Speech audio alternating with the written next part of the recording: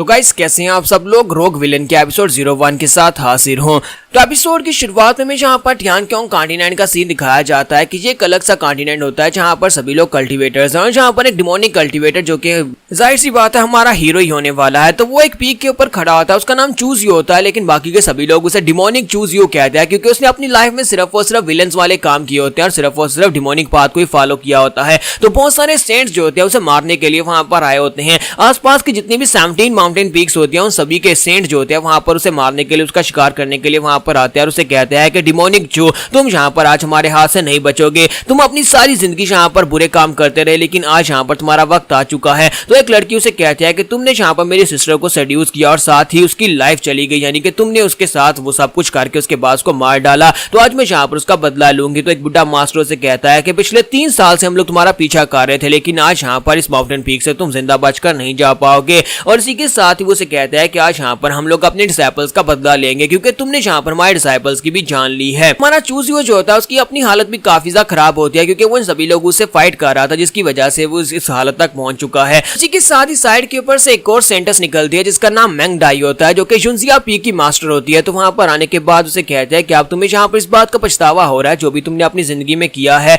तो हमारा चूजू वहीं पर जोर जोर से हंसना शुरू कर देता है और कहता है कि क्या तुम्हें लगता है कि मुझे इस बात का पछतावा होगा? मैं अपनी सारी जिंदगी यहाँ पर कल्टीवेट करता रहा हूँ और अगर यहाँ पर 100 साल तक और मैं कल्टीवेट कर लेता तो तुम में से कोई भी यहाँ पर मुझसे फाइट नहीं कर पाता, मैं तुम सभी लोगों से आगे निकल जाता। तुम्हें लगता है कि यहाँ पर मेरे लेवल के लोगों में से कोई ऐसा है जो कि मेरा मुकाबला कर सके? तुम सभी लोग सेंट लेवल के मास्टर्स हो और तुम सभी लोग मुझसे एक लेवल अबव हो और तुम लोग यहाँ पर मुझे मारने के लिए आए हो, लेकिन मेरे लेवल का कोई बंदा यहाँ पर मुझे आकर हरा नहीं सकता। फिर साथ ही वो उनसे कहता है कि मुझे सिर्फ और सिर्फ इस बात का पछतावा है कि टाइम जो है वो बहुत ज्यादा कम था, मेरे पास टाइम नहीं था। अगर मेरे पास टाइम होता, अगर मुझे यहाँ पर 1000 साल और मिट जाते तो उसके बाद मैं तुम सभी लोगों के साथ वो करता जो तुमने कभी सोचा भी नहीं है। तो मेंग डाई से कहती है कि अब जबकि मरते वक्त भी तुम्हें इस बात का पछतावा नहीं है, तुमने हमारे टियानक्योंग कॉन्टिनेंट के साथ जो कुछ भी किया है, तो मुझे लगता है कि तुम्हें यहाँ पर सजा देना तो जरूरी हो चुका है, फिर तुम्हें यहाँ पर मरना ही चाहिए। और इसी के साथ ही वहां पर अपनी पावर को रिलीज करती है और वहां पर एनर्जी के साथ एक बहुत ही बड़ी स्वॉर्ड बना लेती है और बाकी के सभी सेंट्स से भी कहती है कि सभी मास्टर्स मिलकर इसके ऊपर अटैक करो,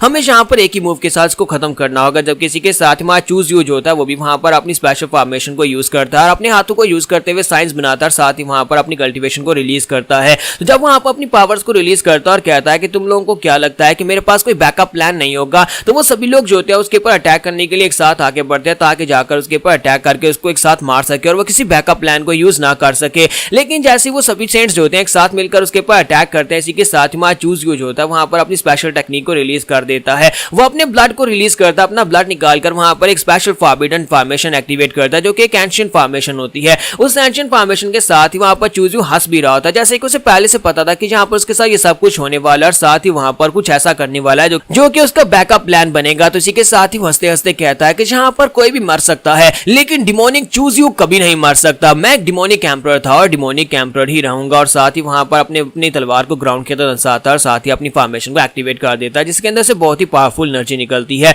और बाकी के सभी मास्टर जो होते हैं वो अपनी एनर्जीज के साथ उसके ऊपर अटैक कर देते हैं। वो अटैक इतना पावरफुल होता है कि चूज यू और उसके साथ साथ पूरी की पूरी माउंटेन पीक भी डिस्ट्रॉय हो जाती है और एंड के ऊपर दिखाता है कि उसकी तलवार के टूटे हुए टुकड़े वहां पर गिरे पड़े होते हैं और साथ ही चूज यू मर चुका होता है। तो चूज यू के मरने के साथ ही वो सभी मास्टर जो होते हैं वो भी जख्मी हालत में पीछे गिरे पड़े होते हैं और कहते हैं कि फाइनली हमने ये कर दिया, हमने उस डिमोनिक मास्टर चूज यू को मार डाला है। तो बुड्ढा मास्टर कहता है कि अगर ये कमीना यहाँ पर से टियानक्योंग सिटी में जाता और वहां पर जाकर मॉन्स्टर से फाइट करता तो मुझे लगता है कि ये आज इंसानियत के लिए एक बहुत बड़ा हीरो बन चुका होता, लेकिन इस कमीने ने डिमोनिक पाथ को फॉलो किया और अपने आप को दुनिया का सबसे बड़ा एंटी हीरो यानी कि विलेन बना दिया है। और विलेन भी कोई ऐसा वैसा नहीं बल्कि एक रोग विलेन जिसको यहाँ पर सारी दुनिया मारना चाहती थी। वो सभी सेंट्स जो होते हैं उन्हें भी इस बात का अफसोस होता है कि उन्होंने यहाँ पर एक बहुत ही पावरफुल कल्टीवेटर को खो दिया, हालांकि उन सभी लोगों ने मिलकर इसको मारा क्योंकि उसने यहाँ पर अपनी सारी जिंदगी बुरे काम किए थे। तो इसी के साथ ही वहां पर उन सभी को ये नहीं पता था कि डिमोनिक चूज यू जो है वो इतनी आसानी से यहाँ पर मर तो नहीं सकता। तो यहीं पर से नेक्स्ट सीन हमें ताइसू होली ग्राउंड्स का दिखाया जाता है, जहां पर ताइसू होली ग्राउंड के बारे में बताया जाता है कि जहां पर 18 माउंटेन्स हैं। 18 माउंटेन्स में से 3 माउंटेन्स मास्टर्स जो हैं जिनमें टियानजिंग, जुनजिया और टियानजियान,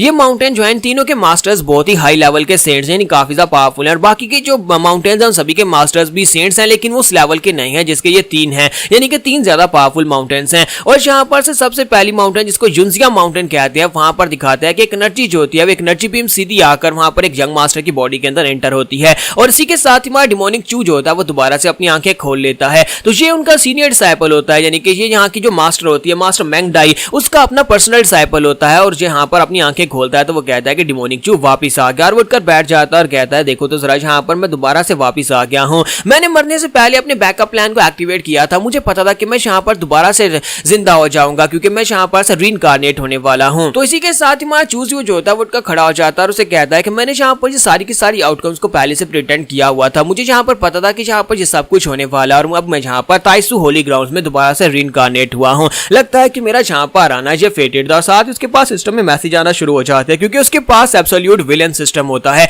जिसके अंदर उसे हर एक चीज का मैसेज दिया जाता है। उसे बताया जाता है कि तुम्हें ये पावर्स मिलने वाली हैं, तुम ये करोगे तो तुम्हें ये रिवार्ड्स मिलेंगे। तो साथ ही उसे कहा जाता है कि डेस्टिन्ड विलन तुम यहाँ पर दोबारा से रिवाइव हो चुके हो, अगर तुम यहाँ पर और बुरे काम करोगे तो तुम्हें यहाँ पर और पावर लेवल्स इंक्रीज मिलेंगे, यानी कि जितने तुम बुरे काम करोगे उतना ज्यादा तुम यहाँ पर पावरफुल होते जाओगे। लेकिन फिलहाल के लिए तुम्हारे स्टैट्स और तुम्हारी पावर लेवल्स बहुत ज्यादा लो है। तुम्हारा चूज यू कहता है कि लास्ट टाइम मैंने डेस्टिन्ड विलन सिस्टम को अपने लिए चूज किया था क्योंकि यहाँ पर दो ऑप्शन थे, एक डेस्टिन्ड विलन सिस्टम का जिसमें उसे यहाँ पर बुरे काम करने थे और बुरे काम करके उसे यहाँ पर पावर्स मिलती, और इसी वजह से पिछली लाइफ में बुरे काम करता रहा। डिमोनिक चू की वजह से उसे एंड के पर मार दिया गया, और इसी वजह से अब वो सोच रहा था कि क्यों ना मैं यहाँ पर लो प्रोफाइल को चूज करूं, क्योंकि इसमें दूसरा सिस्टम होता है जिसमें लो प्रोफाइल सिस्टम होता है, लेकिन वो भी रोग विलन सिस्टम होता है जिसमें आपको लो प्रोफाइल रहना है, बुरे काम करने हैं लेकिन लोगों की नजर में नहीं आना। हमारा चूज यू कहता है कि इस बार मैं यहाँ पर रोग विलन सिस्टम को चूज करूंगा, यानी कि इस ऑप्शन को चूज करता हूं तो मैं यहाँ पर बहुत सारे मजे भी कर सकता हूँ, लड़कियों के साथ एंजॉय कर सकता हूँ और एक ऐसी जिंदगी जी सकता हूँ जो मैं जीना चाहता था। पिछली लाइफ में मुझे बुरे काम करके लोगों की नजरों में आना पड़ा था। और इसी के साथ ही वो कहता है तो फिर ठीक है सिस्टम, मेरे लिए यहाँ पर इस हिडन विलन सिस्टम को चूज करो। और इसी के साथ सिस्टम उसे कहता है कि तुम्हारी लोडिंग हो रही है, और जैसे वहां पर लोडिंग कंप्लीट हो जाती है उसे कहा जाता है कि तुम्हारे स्टैट्स यहाँ पर दिखाए जा रहे हैं, और वो अपनी प्रोफाइल को ओपन करता है तो उसके अंदर दिखाया जाता है कि उसके पास क्या कुछ है। तो उसे बताया जाता है कि तुम जुनजिया माउंटेन पीक के क्लोज सीनियर डिसाइपल, और तुम्हारी मास्टर का नाम मेंग डाई है, और साथ ही उसकी जो कल्टीवेशन लेवल होती है वो 0 होती है क्योंकि उसकी कल्टीवेशन जो है वो ब्रोक हो चुकी है, यानी वो क्रिपल हो चुका है। किसी ने उसके ऊपर अटैक करके कुछ दिन पहले जो बॉडी जिसके अंदर वो अभी इंटर हुआ है उसकी बॉडी को क्रिपल कर दिया था। और साथ ही उसे बताया जाता है कि तुमसे तो ज्यादा एक स्पिरिचुअल चिकन जो होता है वो ज्यादा पावरफुल है, यानी कि तुम्हारे पास इतनी कम पावर है। बात सुनने के बाद हमारा जूजियो जो होता है वो काफी ज्यादा निराश हो जाता है और कहता है कि मैं यहाँ पर किस बेवकूफ की बॉडी के अंदर आकर घुस गया हूँ, इसकी बॉडी के अंदर इतनी कम एनर्जी है कि ये सिस्टम कह रहा है कि मेरे पास एक स्पिरिचुअल चिकन से भी कम एनर्जी है। इसी के साथ वो अपनी बैक मेमोरीज को याद करता है कि 10 दिन पहले ये लड़का यानी इस बॉडी का जो असली ओनर था वो एक लड़की के पीछे एक सीनियर डिसाइपल के साथ उसने जाकर फाइट की थी, और उस फाइट में बहुत ही बुरी तरह से हार गया था, जिसके बाद उसकी कल्टीवेशन क्रिपल हो गई थी, यानी कि अब यहाँ पर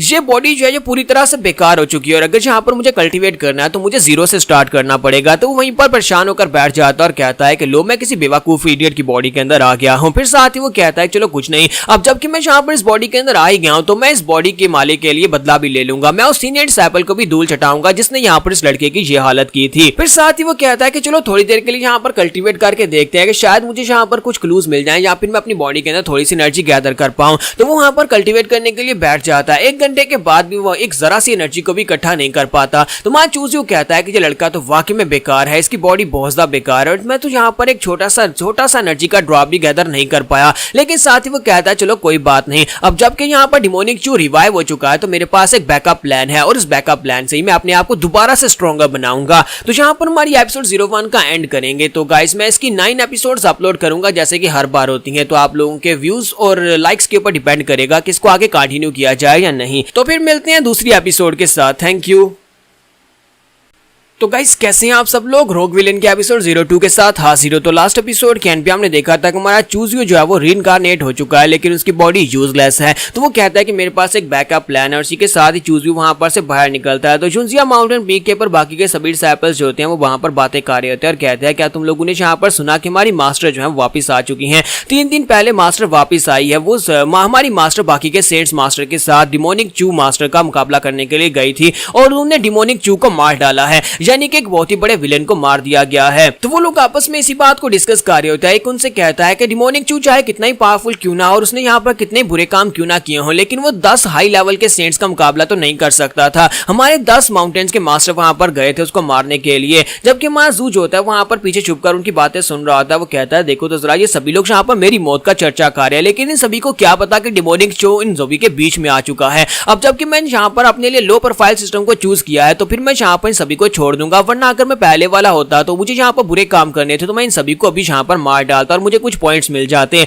तो उसी के साथ ही माजू वहां पर से निकलता है और उनसे कहता है कि तुम सभी लोग क्या बातें कर रहे हो। तो वो सभी लोग उसे रिस्पेक्ट देता है क्योंकि ये इनका सीनियर डिसाइपल होता है। तो वो सभी लोग वहां पर से जब रिस्पेक्ट दे रहे होते हैं तो वो कहता है कोई बात नहीं, तुम सभी लोग आपस में बातें करो, मैं मास्टर से मिलने के लिए जा रहा हूँ। इसी के साथ ही ऊपर चला जाता है। तो वो सभी लोग सोच रहे होते हैं कि यहाँ पर इसको क्या हो गया, लगता है कि मार खाने के बाद ये काफी ज्यादा जेंटल हो गया है, पहले हमसे इस तरह से बात नहीं करता था। उनमें से एक कहता है कि क्या तुमने यहाँ पर इसके नाम पर गौर किया है, इसके नाम के साथ भी जू का लफ्ज आता है, कहीं ऐसा तो नहीं है कि ये डिमोनिक चू का ही वंशज है। दूसरा उसे कहता है कि बस भी करोगे, ये डिमोनिक चू का वंशज होता तो उस सीनियर डिसाइपल से मार खा कर आता। और इसी के साथ ही दिखाता है कि मास्टर मैंगडाई के रूम के बाहर वो पहुंच जाता है। वहां पर पहुंचने के बाद कहता है कि मास्टर तुम्हारा डिसाइपल तुमसे मिलने के लिए आया है। तो उसके लिए दरवाजा खोला जाता है और हमारा जू जो होता है वहां पर अंदर आ जाता है। तो जब वो अंदर आता है तो मास्टर से कहते हैं कि चूज यू, तुम यहाँ पर क्या करने के लिए आए हो। 10 दिन पहले तुम्हारी कल्टीवेशन क्रिपल हो गई थी, तुमने एक लड़की की वजह से एक दूसरे सीनियर डिसाइपल के साथ जाकर फाइट की थी जिसकी वजह से तुम्हारी कल्टीवेशन क्रिपल हो गई और अब तुम यहाँ पर मुझसे रिसोर्सेज मांगने के लिए तो नहीं आए।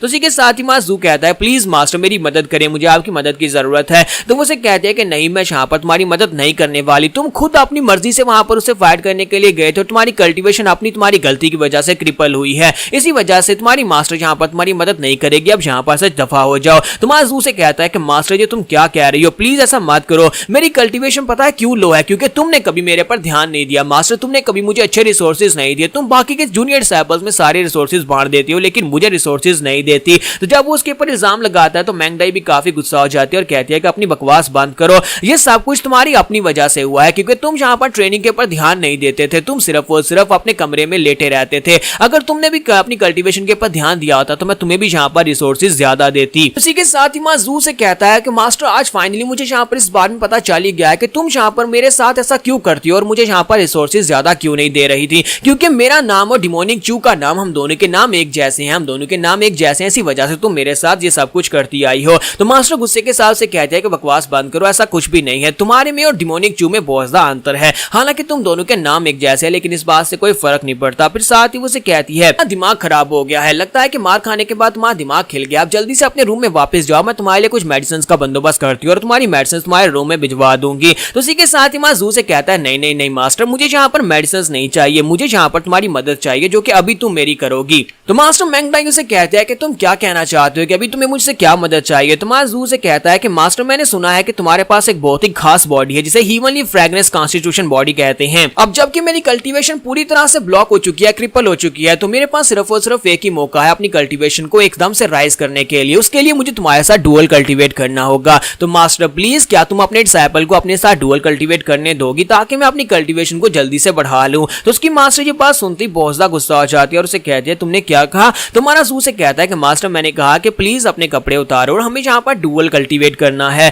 तो मास्टर उसे कहती है कि अपनी बकवास बंद करो, क्या तुम मरना चाहते हो, मुझे लगता है कि वाकई में मार खाकर तुम्हारा दिमाग खराब हो गया है, तुम मेरे पैलेस में खड़े होकर मुझे ही कह रहे हो कि मुझे तुम्हारे साथ डुअल कल्टीवेट करना है। तो मास्टर इसी के साथ ही अपनी एनर्जी को रिलीज करती है, वहां पर एनर्जी के साथ बड़ी स्वर्ड बना लेती है और कहती है कि तुम्हारी इस गलती की वजह से, तुम्हारी इस गंदी जुबान ने जो लफ्ज बोले हैं उसके लिए मैं यहाँ पर एक तुम्हारी जुबान काटूंगी और साथ ही तुम्हारी टांगे काट दूंगी ताकि तुम दोबारा कभी यहाँ पर इस तरह की बात भी ना कर सको और ना ही मेरे पैलेस तक आ सको। लेकिन इसी के साथ ही हमारा चूज जो होता है वो अपनी उंगली के ऊपर बाइट करता है और एक एंशिएंट फॉर्मेशन फार्मूला को यूज करता है। जैसे ही वो एंशिएंट फार्मूला को यूज करता है तो उसकी जो बनाई हुई तलवार होती है वो भी टूट जाती है और साथ ही मास्टर की बॉडी जो होती है वो भी वहीं पर बाइंड हो जाती है, यानी कि मास्टर अपनी बॉडी को यूज नहीं कर पा रही होती। तो वो कहती है मेरे साथ अचानक से हुआ क्या है, मैं अपनी सेंट लेवल की कल्टीवेशन को अनलीश नहीं कर पा रही, मैं अपनी पावर्स को यूज नहीं कर पा रही। तो इसी के साथ ही हमारा चूज जो होता है अपनी मास्टर को नीचे गिरा लेता है और उसे कहता है कि मास्टर प्लीज अब मान भी जाओ, अगर तुम यहाँ पर आराम से मान जाओगी तो फिर मेरे लिए भी ये आसान होगा, डुअल कल्टीवेशन में मुझे ज्यादा पावर मिलेगी। जबकि उसकी मास्टर नीचे गिरने के बाद शर्मा रही होती है और साथ ही वहां पर गुस्सा भी होती है और उसे कहती है कि ये तुम कर क्या रहे हो, तुम एक रोग विलन हो, तुम यहाँ पर अपनी मास्टर के साथ ये सब कुछ कैसे कर सकते हो,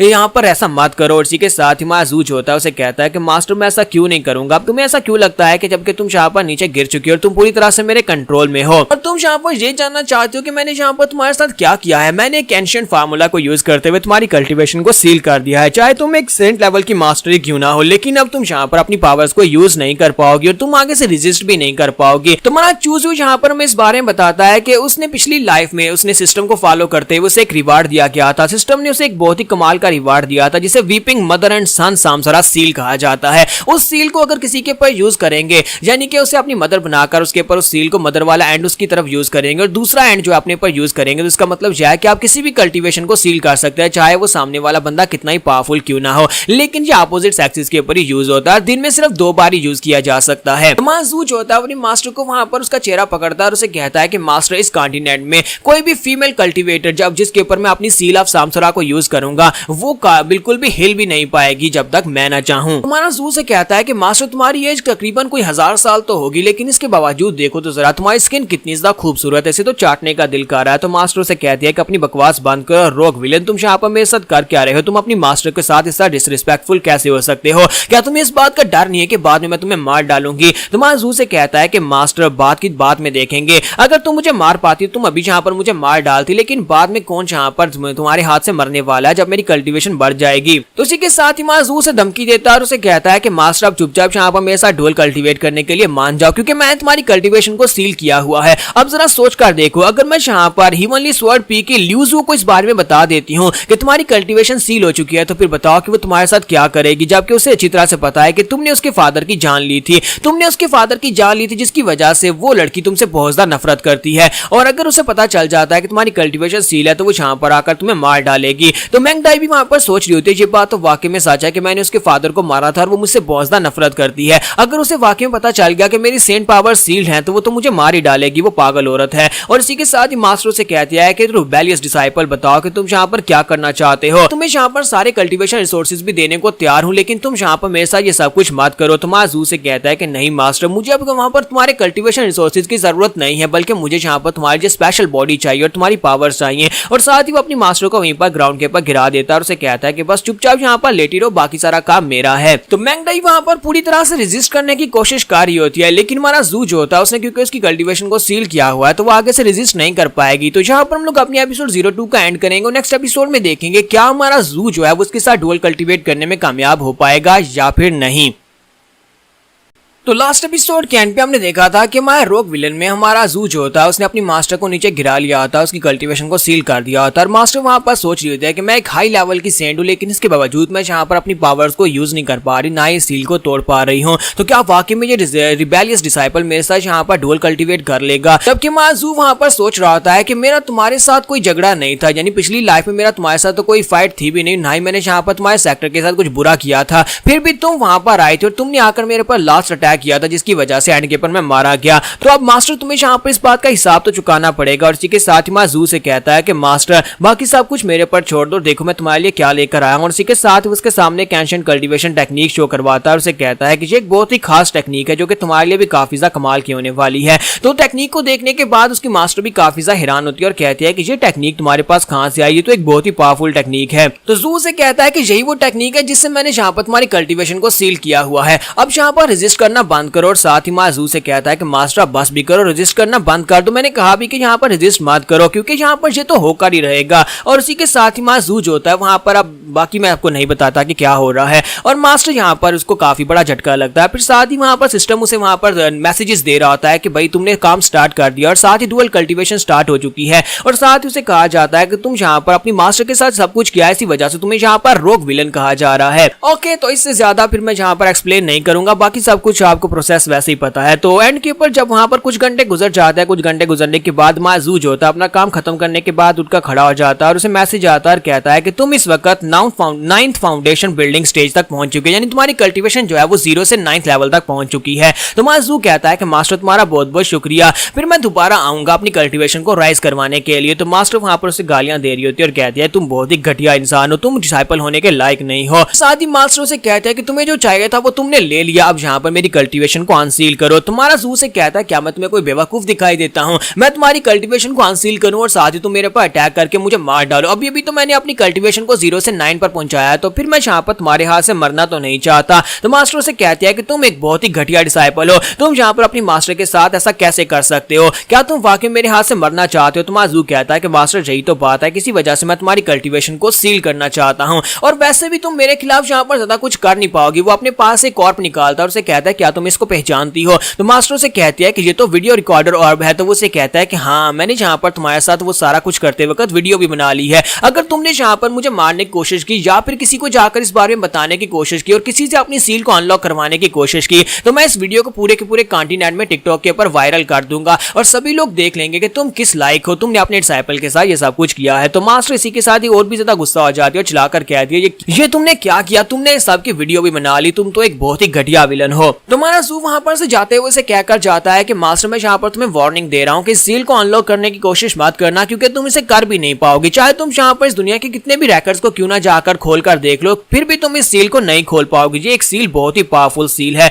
जब तक कि यहाँ पर हेवनली एम्परर खुद रीइंकार्नेट होकर ना आ जाए और आकर तुम्हारी सील को अनलॉक ना करे, तब तक यहाँ पर ये सील अनलॉक नहीं हो पाएगी। तुम भी अच्छी तरह से जानते हो कि हेवनली एम्परर पहले मर चुका है और वो यहाँ पर दोबारा तो नहीं आने वाला, और तुम अब यहाँ पर एक नॉर्मल इंसान बन चुकी हो। यानी कि अब तुम्हारे पास तुम्हारी वो हजारों साल की जो एज थी, जो तुमने अपनी कल्टीवेशन से सील की हुई थी, अब वो भी अनलॉक हो चुकी है और बहुत ही जल्दी तुम बुढ़ी होकर मर जाओगी। अगर तुम बुढ़ी होकर नहीं मरना चाहती तो अपने डिसाइपल के साथ यहाँ पर बनाकर रखो और जब मुझे डुअल कल्टीवेशन चाहिए हो तो मुझे दे देना। और दूसरी बात, यहाँ पर किसी के हाथ से मुझे मरवाने की कोशिश मत करना, क्योंकि अगर तुमने यहाँ पर मुझे मरवाने की कोशिश की तो इस वीडियो रिकॉर्डर के अंदर से वीडियो खुद ब खुद यहाँ पर अपलोड हो जाएगी और सभी लोग इस वीडियो को देख लेंगे। हमारा जू से बातें सुनाते सुनाते वहां पर उसके पैलेस से बाहर निकल जाता है, जबकि मास्टर से कहते हैं कि तुम इतनी आसान मौत नहीं मरोगी, मैं तुम्हें अपने हाथों से मारूंगी। और साथ ही वो सोच रही होती है कि ये एक बहुत ही घटिया काम था जो ये मेरे साथ करके गया है। एक बार मुझे यहाँ पर अपनी पावर्स को दोबारा हासिल करने दो, मेरी सील अनलॉक हो जाए और उसके बाद देखना मैं इस लड़के को कितनी बुरी तरह से मारती हूँ। तो इसी के साथ ही रात के वक्त का सीन दिखाता है कि महाराज जू कहता है कि मैं यहाँ पर अपनी कल्टीवेशन को 0 से 9 पर पहुंचा दिया, लेकिन ये बहुत ज्यादा कम है। मुझे लगा था कि रीइंकार्नेट होने के बाद सुबह से शाम तक मेरी कल्टीवेशन इतनी हायर हो जाएगी कि मैं यहाँ पर इस माउंटेन को छोड़कर जा सकता हूँ, लेकिन मुझे लगता है कि अब मुझे यहाँ पर कुछ और दिन यहाँ पर रुकना पड़ेगा, क्योंकि मेरी कल्टीवेशन जो कि इस बॉडी की है वो बहुत ज्यादा बेकार है। फिर साथ ही वो कहता है कि मुझे सबसे पहले यहाँ पर अपनी फाउंडेशन के ऊपर देखना चाहिए, क्योंकि मैंने अपनी कल्टीवेशन को 0 से 9 पर पहुंचा लिया, लेकिन मेरी फाउंडेशन बहुत ज्यादा वीक है। यानी कि यहाँ पर अगर देखा जाए तो अगर आप एक बिल्डिंग बना रहे हैं तो उस बिल्डिंग में जब तक आप उसकी नींव को मजबूत नहीं बनाएंगे तब तक वो बिल्डिंग जो है वो मजबूत नहीं बनेगी और कभी भी गिर सकती है। तो मुझे पहले यहाँ पर अपनी बॉडी को फोर्ज करना चाहिए। पिछली बार मैंने अपनी बॉडी को फोर्ज नहीं किया था, लेकिन इस बार मैं यहाँ पर अपनी बॉडी को टेम्पर करूंगा और अपने लिए स्पेशल बॉडी अचीव करूंगा। पिछली लाइफ में मैं यहाँ पर जल्दी से जल्दी सेंट लेवल पर इसी वजह से नहीं पहुंच पाया था, क्योंकि मेरी फाउंडेशन बहुत ज्यादा कमजोर थी, मेरी बॉडी टेम्परिंग नहीं थी। मैंने अपनी कल्टीवेशन के ऊपर फोकस किया था। अगर मेरी फाउंडेशन मजबूत होती, मेरी बॉडी फोर्ज्ड होती, तो मैं इन सभी सेंट्स के सामने कभी भी घुटने नहीं टेकता, और ये सभी सेंट्स तो मेरे सामने कुछ भी नहीं थे। तो वो कहता है तो उसके लिए मुझे यहाँ पर रिसोर्सेज की जरूरत पड़ेगी। फिर साथ ही वो कहता है कि फाउंडेशन बिल्डिंग के लिए मैंने यहाँ पर एक बहुत ही खास रिसोर्सेज, एक बहुत ही खास मटेरियल जो था वो एक माउंटेन के ऊपर एक केव के अंदर छुपा दिया था,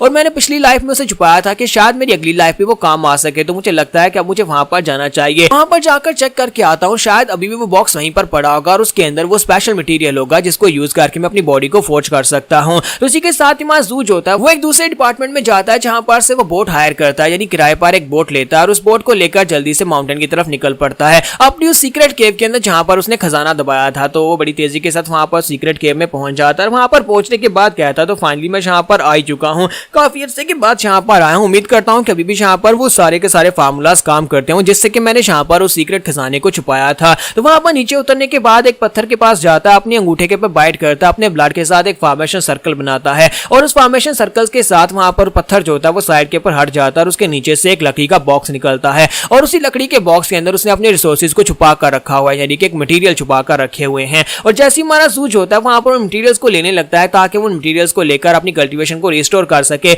उसे पीछे से आवाज आती है, एक लड़का उसे कहता है देखो तो यहाँ पर कचरा चू क्या कर रहा है। कचरा चू, मुझे लगा नहीं था कि हम लोग इतनी जल्दी दोबारा मिलेंगे। मुझे वही लड़का है जिसने 10 दिन पहले इसकी कल्टीवेशन को क्रिपल किया था और इसी के साथ ही जिस बॉडी के अंदर मां जू है इसके ओनर ने इसके साथ फाइट की थी। ये टियानजियान माउंटेन का सीनियर डिसाइपल है और इसके साथ इसने फाइट की थी उस लड़की की वजह से। तो वहां पर आने के बाद से कहता है देखो तो जरा तुम यहाँ पर क्या कर रहे हो, तुम्हारी कल्टीवेशन जो है पहले से फिर से 9 लेवल पर आ चुकी है। लगता है कि तुम्हारी मास्टर ने तुम्हें काफी सारी मेडिसिन खिलाई हैं जिसकी वजह से तुम अपनी कल्टीवेशन को रिपेयर कर पाए हो। तुम्हारा जू होता है उसकी तरफ देखता है और कहता है कि ये वही कमीना जेंग मैंग है जिसके साथ इस लड़के की बॉडी हुई, इस लड़के की फाइट हुई थी और इस लड़के की बॉडी को इसने क्रिपल किया था। तुम्हारा जू होता है अपने बॉक्स को अपनी इस रिंग के अंदर रख लेता है और साथ अपनी बोट पर बैठता है और कहता है कि मैं यहाँ पर से जा रहा हूँ। और जाने से पहले उसे कहता है कि 10 दिन के बाद हम लोग डेथ अरीना में मिलेंगे और लाइफ एंड डेथ का मैच करेंगे और जो मैच दोबारा होगा। तो ये बात सुनने के बाद वो जो जेंग मैंग होता है वो काफी ज्यादा हैरान होता है और कहता है कि इसने अभी भी यहाँ पर क्या कहा, मैंने सही से सुना नहीं। तो अपने साथियों से कहता है कि तुम बताओ कि उसने क्या कहा।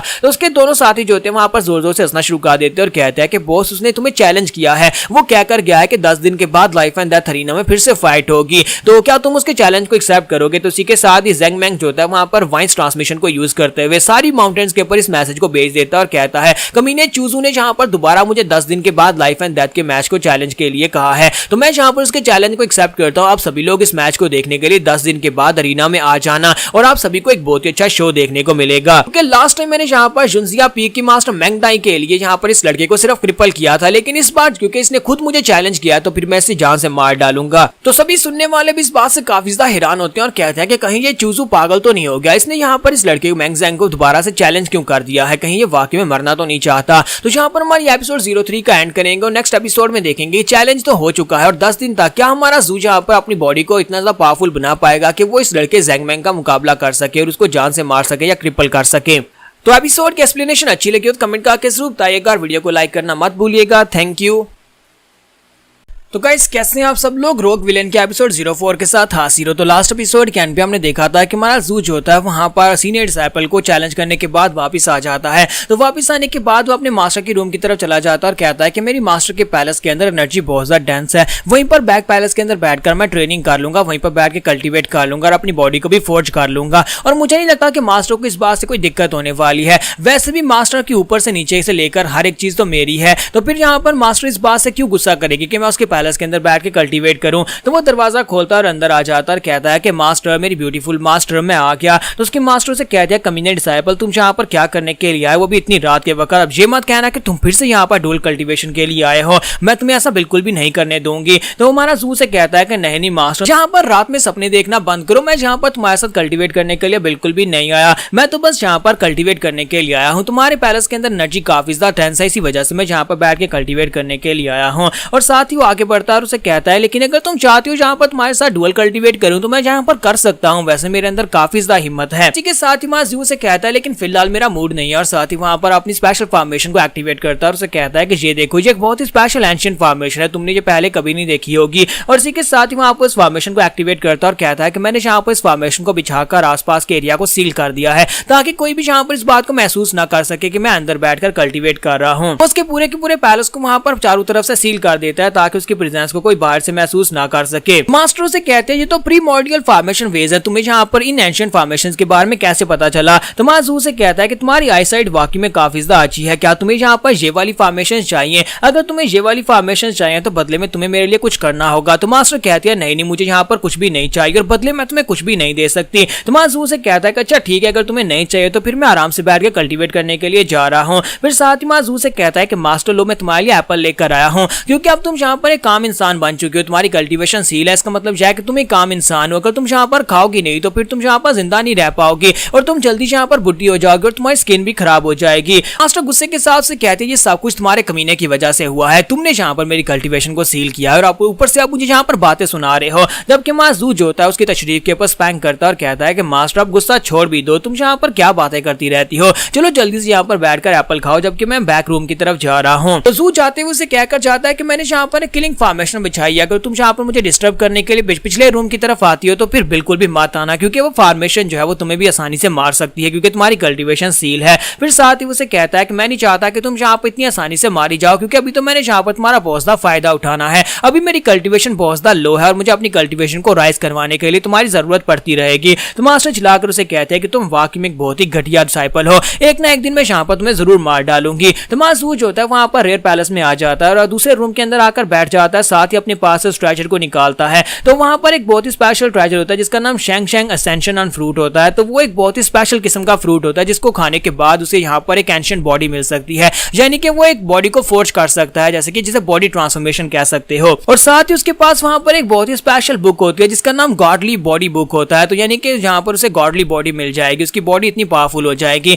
तो उस टेक्निक को साथ में यहाँ पर शैंग फ्रूट के साथ मर्ज करके वो एक नई किस्म की बॉडी बनाना चाहता है, एक ऐसी बॉडी फोर्ज करना चाहता चाहता है जो इनविंसिबल हो। तो माजू कहता है चलो फिर यहाँ पर इसको स्टार्ट करते हैं और इसी के साथ ही माजू जो होता है फ्लावर को खाना शुरू कर देता है। तो फ्लावर जैसे उसके पेट के अंदर जाता है साथ ही वो बुक जो होती है वहां पर उसके माथे के अंदर एब्जॉर्ब होना शुरू हो जाती है। इसी के साथ ही माजू को वहां पर मैसेजेस आना शुरू हो जाता है कि तुम्हारी कल्टीवेशन डिक्रीज होना शुरू हो गई है, क्योंकि इस वक्त वो 9th लेवल पर पहुंच चुका था अपनी कल्टीवेशन की फाउंडेशन में, लेकिन क्योंकि वो फाउंडेशन को जीरो से स्टार्ट करने वाला है, अपनी बॉडी को फोर्ज करने वाला है, तो उसकी कल्टीवेशन ड्रॉप होगी। तो उसकी कल्टीवेशन देखते देखते वहां पर जीरो पर पहुंच जाती है और इसी के साथ ही विंडो ओपन होती है और उसे कहा जाता है क्या तुम यहाँ पर ब्रेक थ्रू को अप्लाई करना चाहते हो। तो माजू कहता है हाँ मैं यहाँ पर इसको अप्लाई करना चाहता हूँ, और जैसे वहां पर उसको अप्लाई करता है इसी के साथ ही माजू की कल्टीवेशन जो होती है दोबारा से वहां पर राइज करना स्टार्ट करती है, क्योंकि उसकी बॉडी यहाँ पर फोर्ज हो रही है और यहाँ पर एक नई बॉडी मिलने वाली है। और वहां पर थोड़ी देर का कल्टीवेट करने के बाद माजू कहता है तो मैं यहाँ पर इस वक्त 9th लेवल पर पहुंच चुका हूँ। सभी लोगों को लगता है कि यहाँ पर इस पहला जो फाउंडेशन लेवल है इसकी जो लेवल्स हैं वो सिर्फ 9 है, लेकिन इसका 10वां लेवल भी है, किसी को इस 10वें लेवल के बारे में नहीं पता। लेकिन ये सिर्फ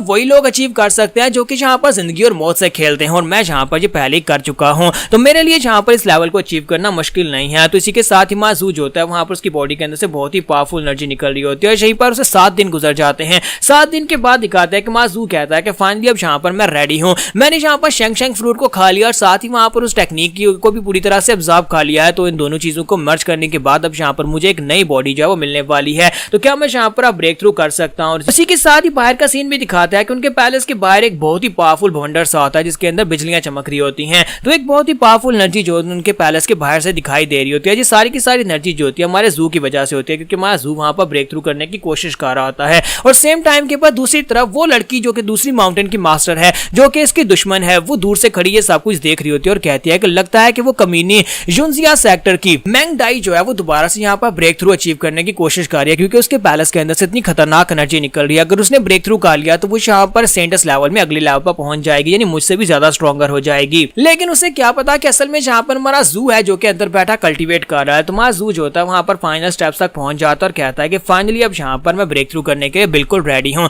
यानी कि अब मेरी बॉडी फोर्ज होने के लिए पूरी तरह से तैयार है। इसके साथ ही हमारे जू को मैसेज मिलता है कि तुमने यहाँ पर एक नया काम किया जिसकी वजह से सिस्टम तुम्हें यहाँ पर रिवार्ड सिस्टम एक्टिवेट कर रहा है। अब तुम कुछ भी ऐसा कारनामा करोगे जो कि बहुत ज्यादा बुरा होगा तो उसके बदले में तुम्हें यहाँ पर इनाम मिला करेगा। और साथ ही उसे कहा जाता है कि क्या तुम यहाँ पर अपनी बॉडी को एक्टिवेट करना चाहते हो, तुम्हें यहाँ पर एंशिएंट प्राइमोर्डियल बॉडी मिली है। तो हमारे जू को इस बात का बिल्कुल भी आइडिया नहीं था कि वो जिस बॉडी को यहाँ पर फोर्ज करेगा वो प्राइमोर्डियल बॉडी निकल आएगी, क्योंकि प्राइमोर्डियल बॉडी जो है ये एंशिएंट वक्त में हुआ करती थी, कभी गार्ड्स के पास इस तरह की बॉडी हुआ करती थी। लेकिन आज के वक्त में हमारा जू इस बॉडी को कैंसिल इसलिए करना चाहता है क्योंकि आज के वक्त में ये बिल्कुल बेकार है। तो हमारा जू सिस्टम से कहता है कि नहीं मुझे यहाँ पर ब्रेक थ्रू नहीं करना, मुझे यहाँ पर ये वाली बॉडी नहीं चाहिए। लेकिन सिस्टम वहां पर कंप्लीट कर चुका है और इसकी ब्रेक थ्रू कंप्लीट होने वाली है, इसी वजह से सिस्टम उसकी बात को नहीं मानता और इसी के साथ ही उसकी बॉडी जो होती है वहां पर उसको पूरी तरह से एक्टिवेट कर दिया जाता है। और साथ उसे वहां पर सिस्टम में बताया जाता है कि कभी ये बॉडी इतनी पावरफुल हुआ करती थी कि गार्ड्स जो थे वो इस बॉडी को लेना चाहते थे। एंशिएंट समय में सभी गार्ड्स के पास यही बॉडी हुआ करती थी, लेकिन आज के समय में क्योंकि यहाँ पर इतने ज्यादा रिसोर्सेज नहीं है, तुम्हारी दुनिया में रिसोर्सेज की बहुत ज्यादा कमी है, इसी वजह से किसी इंसान के पास इस बॉडी का होना ऐसा ही है जैसे कि एक बेकार बॉडी है, यानी कि तुम कभी भी यहाँ पर इतने रिसोर्सेज इकट्ठे नहीं कर पाओगे कि इस बॉडी के साथ तुम एक ब्रेक थ्रू कर सको। हमारा जू बेचारा परेशान होकर वहीं पर बैठ जाता और कहता है कि देखो मेरी किस्मत, मैं यहाँ पर एक खास बॉडी यहाँ पर ब्रेक थ्रू करने की कोशिश कर रहा था, लेकिन मुझे मिला क्या, मुझे एंशिएंट बॉडी मिल गई जिसको ब्रेक थ्रू करने के लिए मुझे यहाँ पर लाखों करोड़ों के हिसाब से ब्रेक थ्रू पॉइंट्स चाहिए होंगे, लेकिन अब यहाँ पर इसको चेंज नहीं किया जा सकता। तमाजू कहता है कि अब जबकि मैंने यहाँ पर ये बॉडी हासिल कर ली है तो फिर मुझे लगता है कि अब इसके साथ ही गुजारा करना पड़ेगा, बस मुझे यहाँ पर अब रिसोर्सेज ज्यादा ढूंढने पड़ेंगे। साथ ही वहाँ पर डेविली स्माइल देता है और उसे कहता है कि चलो शुक्र है कि मेरे पास मेरी बहुत ही खूबसूरत प्रेशियस मास्टर है जिसके पास बहुत सारे रिसोर्सेज भी हैं और साथ ही उसकी स्पेशल बॉडी भी तो है जिसको बार बार यूज किया जा सकता है और अपनी कल्टीवेशन को बढ़ाया जा सकता है। और इसी के साथ ही जू जो होता है बैक पैलेस से निकलता है और सीधा अपनी मास्टर के पास आ जाता है जहां पर उसकी मास्टर बैठी एप्पल खा रही होती है। तो मास्टर क्योंकि एप्पल ही खाएगी क्योंकि उसकी कल्टीवेशन सील है और वही काम इंसान की तरह है, तो जब वो वहां पर बैठकर एप्पल खा रही होती है और कहती है ये तो बहुत ज्यादा डिलीशियस है, इसी के साथ ही जू अंदर आ जाता है। तो मास्टर से कहते हैं कि अब तुम्हें क्या चाहिए, तुम यहाँ पर क्या करने के लिए आए हो। तो जू सीधा उसके पास आ जाता है और उसे कहता है कि मास्टर मुझे लगता है कि 7 दिन गुजर चुके हैं और तुमने मुझे बहुत ज्यादा मिस किया होगा, मुझे भी यहाँ पर फिलहाल के लिए एक एनर्जी बूस्ट की जरूरत है, तो चलो ना मास्टर प्लीज यहाँ पर करते हैं। और साथ ही वो उसके कंधे के ऊपर किस करता है तो उसे कहता है कि मास्टर एक बात बताओ, आखिरी बार तुम यहाँ पर कब नहाई थी। तो मास्टर गुस्से के साथ उसे कहती है कि बेवकूफ बच्चे, 7 दिन पहले तुम ही तो जाकर मेरे पैलेस के अंदर कब्जा कर लिया था और मेरा बाथरूम वहीं पर है, मैं वहीं पर नहाती हूँ, तो 7 दिन पहले ही नहाई थी। तो इसी के साथ ही माजू से कहता है अच्छा तो ये बात है, और उसका हाथ पकड़ता है और उसे कहता है तो आओ ना मास्टर, हम दोनों एक साथ नहाने के लिए चलते हैं, और उसका हाथ पकड़कर खींचते हुए उसे बाथरूम की तरफ ले जाता है। तो यहाँ पर हमारी एपिसोड 04 का एंड होगा और नेक्स्ट एपिसोड में देखेंगे कि अब आगे क्या होने वाला है। तो एपिसोड की एक्सप्लेनेशन अच्छी लगी हो तो कमेंट करके जरूर बताइएगा और वीडियो को लाइक करना मत भूलिएगा। Thank you. तो गाइस कैसे हैं आप सब लोग, रोग विलेन के एपिसोड 05 के साथ हाजिर हो। तो लास्ट एपिसोड के एंड पे हमने देखा था कि हमारा जू जो होता है अपनी मास्टर से कहता है कि मास्टर तुम आखिरी बार कब नहाई थी, तो मास्टर से कहते हैं कि 7 दिन पहले, क्योंकि पिछले 7 दिन से तुमने मेरे बाथरूम के ऊपर कब्जा किया हुआ है। तो हमारा जू इसी के साथ उसका हाथ पकड़ता है और उसे कहता है तो मास्टर बस इतनी सी बात, चलो आप मेरे साथ, हम दोनों एक साथ मिलकर नहाते हैं, और उसे अपने साथ खींचता हुआ बैक पैलेस की तरफ ले जाता है जहाँ पर मिस मैंगडाई का बाथरूम होता है। तो अपने साथ ले जाकर उसे बाथरूम के अंदर वहीं पर फर्श के ऊपर लिटा देता है और उसे कहता है कि मास्टर अब जहाँ रेडी हो जाओ, मैं जहां पर तुम्हें पूरी तरह से नहलाने वाला हूं, और जबकि मैं तुम्हारा एक बहुत ही अच्छा और प्यारा डिसाइपल हूं तो मैं साथ ही तुम्हारी बॉडी को मसाज भी दूंगा। हालांकि तुम पिछले 7 दिन से यहां पर नहीं नहाई, लेकिन मास्टर तुम्हारी फ्लॉलेस बॉडी जो है अभी भी यहां पर पूरी तरह से प्योर व्हाइट है। और इसी के साथ ही माजू से कहता है कि चलो मास्टर अब जल्दी से रेडी हो जाओ, मैं तुम्हें यहाँ पर बैक के ऊपर मसाज देता हूँ, क्योंकि बैक के ऊपर मसाज काफी ज्यादा अच्छा रहेगा। तो मास्टर से कहती है कि तुम ये कर क्या रहे हो कमीने, कहीं ऐसा मत करो, मुझे लगता है कि बाहर कोई आया है। तो इसी के साथ उसे बाहर महसूस होता है कि बाहर कोई बंदा आया होता है, उसका एक सीनियर ब्रदर होता है, यानी कि मास्टर मैंगडाई का सीनियर ब्रदर इस वक्त दरवाजे के बाहर आकर खड़ा होता है। और बाहर आने के बाद उसे कहता है कि जूनियर सिस्टर मैंगडाई, क्या तुम अंदर हो, क्या तुम सर्कुलेशन में कल्टीवेट कर रही हो, क्या मैं अंदर आ सकता हूँ। हमारी बेचारी मास्टर मैंगडाई के पास और कोई ऑप्शन नहीं होता, क्योंकि उसके साथ तो अंदर मसाज हो रहा है और आपको पता है कौन सा मसाज हो रहा है। तो उसे कहते हैं कि senior brother Tian Singh please मुझे माफ करना, तुम्हारे जूनियर सिस्टर ने कल्टीवेशन में गलती कर दी है, जिसकी वजह से वो तुमसे फेस टू फेस बात नहीं कर सकती। इस वक्त मैं एक बहुत ही खास चरम पर हूँ, यानी कि इस वक्त मैं यहाँ पर कल्टीवेशन में एक बहुत ही खास मौके पर पहुंच चुकी हूँ, तो तुम यहाँ पर मुझे डिस्टर्ब मत करो। तो इसी के साथ ही माजू जो होता है उसे मैसेज मिलता है कि तुमने यहाँ पर सक्सेसफुली दोबारा से एंगेज कर लिया और तुम्हें यहाँ पर इसके पॉइंट्स मिल चुके हैं, और साथ उसे वहां पर एक रिवार्ड भी मिलता है जिसमें उसे यहाँ पर एक बहुत ही खास का मिस्टिकल वेपन मिलता है जिसे अजूरे ब्लड स्वर्ड कहते हैं। इसके साथ ही ब्रदर टियान सिंह जो होता है बाहर से उसे कहता है अच्छा ठीक है सिस्टर, अब जबकि तुम कल्टीवेट कर रही हो तो मैं तुम्हें डिस्टर्ब नहीं करता, लेकिन मैं यहाँ पर तुम्हारे साथ एक बहुत ही खास किस्म की एल्केमी पिल्स लेकर आया था। ये 7th ग्रेड की पिल्स हैं जो तुम्हारी कल्टीवेशन में काफी ज्यादा मदद करेंगी, और साथ ही कुछ और खास मेडिसिन है जो मैं यहाँ पर तुम्हारे दरवाजे पर छोड़कर जा रहा हूँ। तो वहां पर कुछ घंटे की मसाज करने के बाद माजू जो होता है अपनी मास्टर को लेकर फिर से उसके रूम में आ जाता है, वहीं पर वो दरवाजे के बाहर से उन सारी मेडिसिन और पिल्स को भी उठा लाता है। तो वो उसे कहता है कि मास्टर देखो तो इसके अंदर तो काफी सारी पिल्स पड़ी हुई हैं। तो मास्टर उसे कहता है कि तुम्हें चाहिए होंगी, अब तुम कहोगे कि सारी मैं तुम्हें दे दूं, तो अच्छा ठीक है, अगर तुम्हें चाहिए तो मैं तुम्हें दे सकती हूँ, लेकिन पहले मेरी कल्टीवेशन को अनसील करो। सिर्फ यही नहीं बल्कि मैं तुम्हें अपनी स्टोरेज के अंदर से और बहुत सारे रिसोर्सेज दे सकती हूँ अगर तुम मेरी कल्टीवेशन को अनसील कर देते हो। तो माजू से कहता है कि नहीं मास्टर, मैं इतना भी लालची नहीं हूँ कि तुम्हारी उस स्टोरेज के अंदर रखी हुई कल्टीवेशन रिसोर्सेज के लिए मैं तुम्हारी कल्टीवेशन को अनसील कर दूं, तुम अभी यहाँ पर मुझे मार डालो। और साथ ही वहां पर उसके सामने जो चीजें पड़ी होती है वो सारी उठा लेता और कहता है कि मेरे लिए इतना ही काफी है, और माजू जो होता है वहां पर से बाहर चला जाता है। जबकि मिस मैंगडाई वहां पर सोच रही होती है कि अब मैं यहाँ पर इस कमीने का क्या करूं, क्या मैं ब्रदर टियान सिंह से बात करूं कि वो मेरी कल्टीवेशन को अनसील कर दे, क्योंकि वो तो ऐसा कर सकता है, वो एक पीक राम का मास्टर है। फिर साथ ही वो कहती है लेकिन ये कमीना यहाँ पर कहीं मेरी वीडियो को लीक ना कर दे, अगर मेरी वीडियो लीक हो गई तो फिर मेरे सीनियर ब्रदर इस बारे में क्या सोचेंगे कि एक डिसाइपल के साथ मैंने ये सब कुछ कर लिया। और इसी के साथ ही वो कहती है कि अब मैं यहाँ पर क्या करूं, मुझे कुछ ना कुछ तो करना पड़ेगा। मैं की मैंगडाई, मैं एक बहुत ही महान सेंट राम की मास्टर हूं, मैं यहाँ पर इस तरह की जिंदगी तो बिल्कुल नहीं गुजार सकती जिसमें मेरा डिसाइपल जब आए और मेरे साथ आकर ये घटिया हरकत करके चली जाए। और इसी के साथ ही वो अपनी चेस्ट के अंदर उसने वहां पर एक मास्क छुपा रखा होता है, तो वो अपने मास्क को वहां पर से निकालती है और कहती है कि शुक्र है कि मैंने इस मास्क को उससे बचा लिया,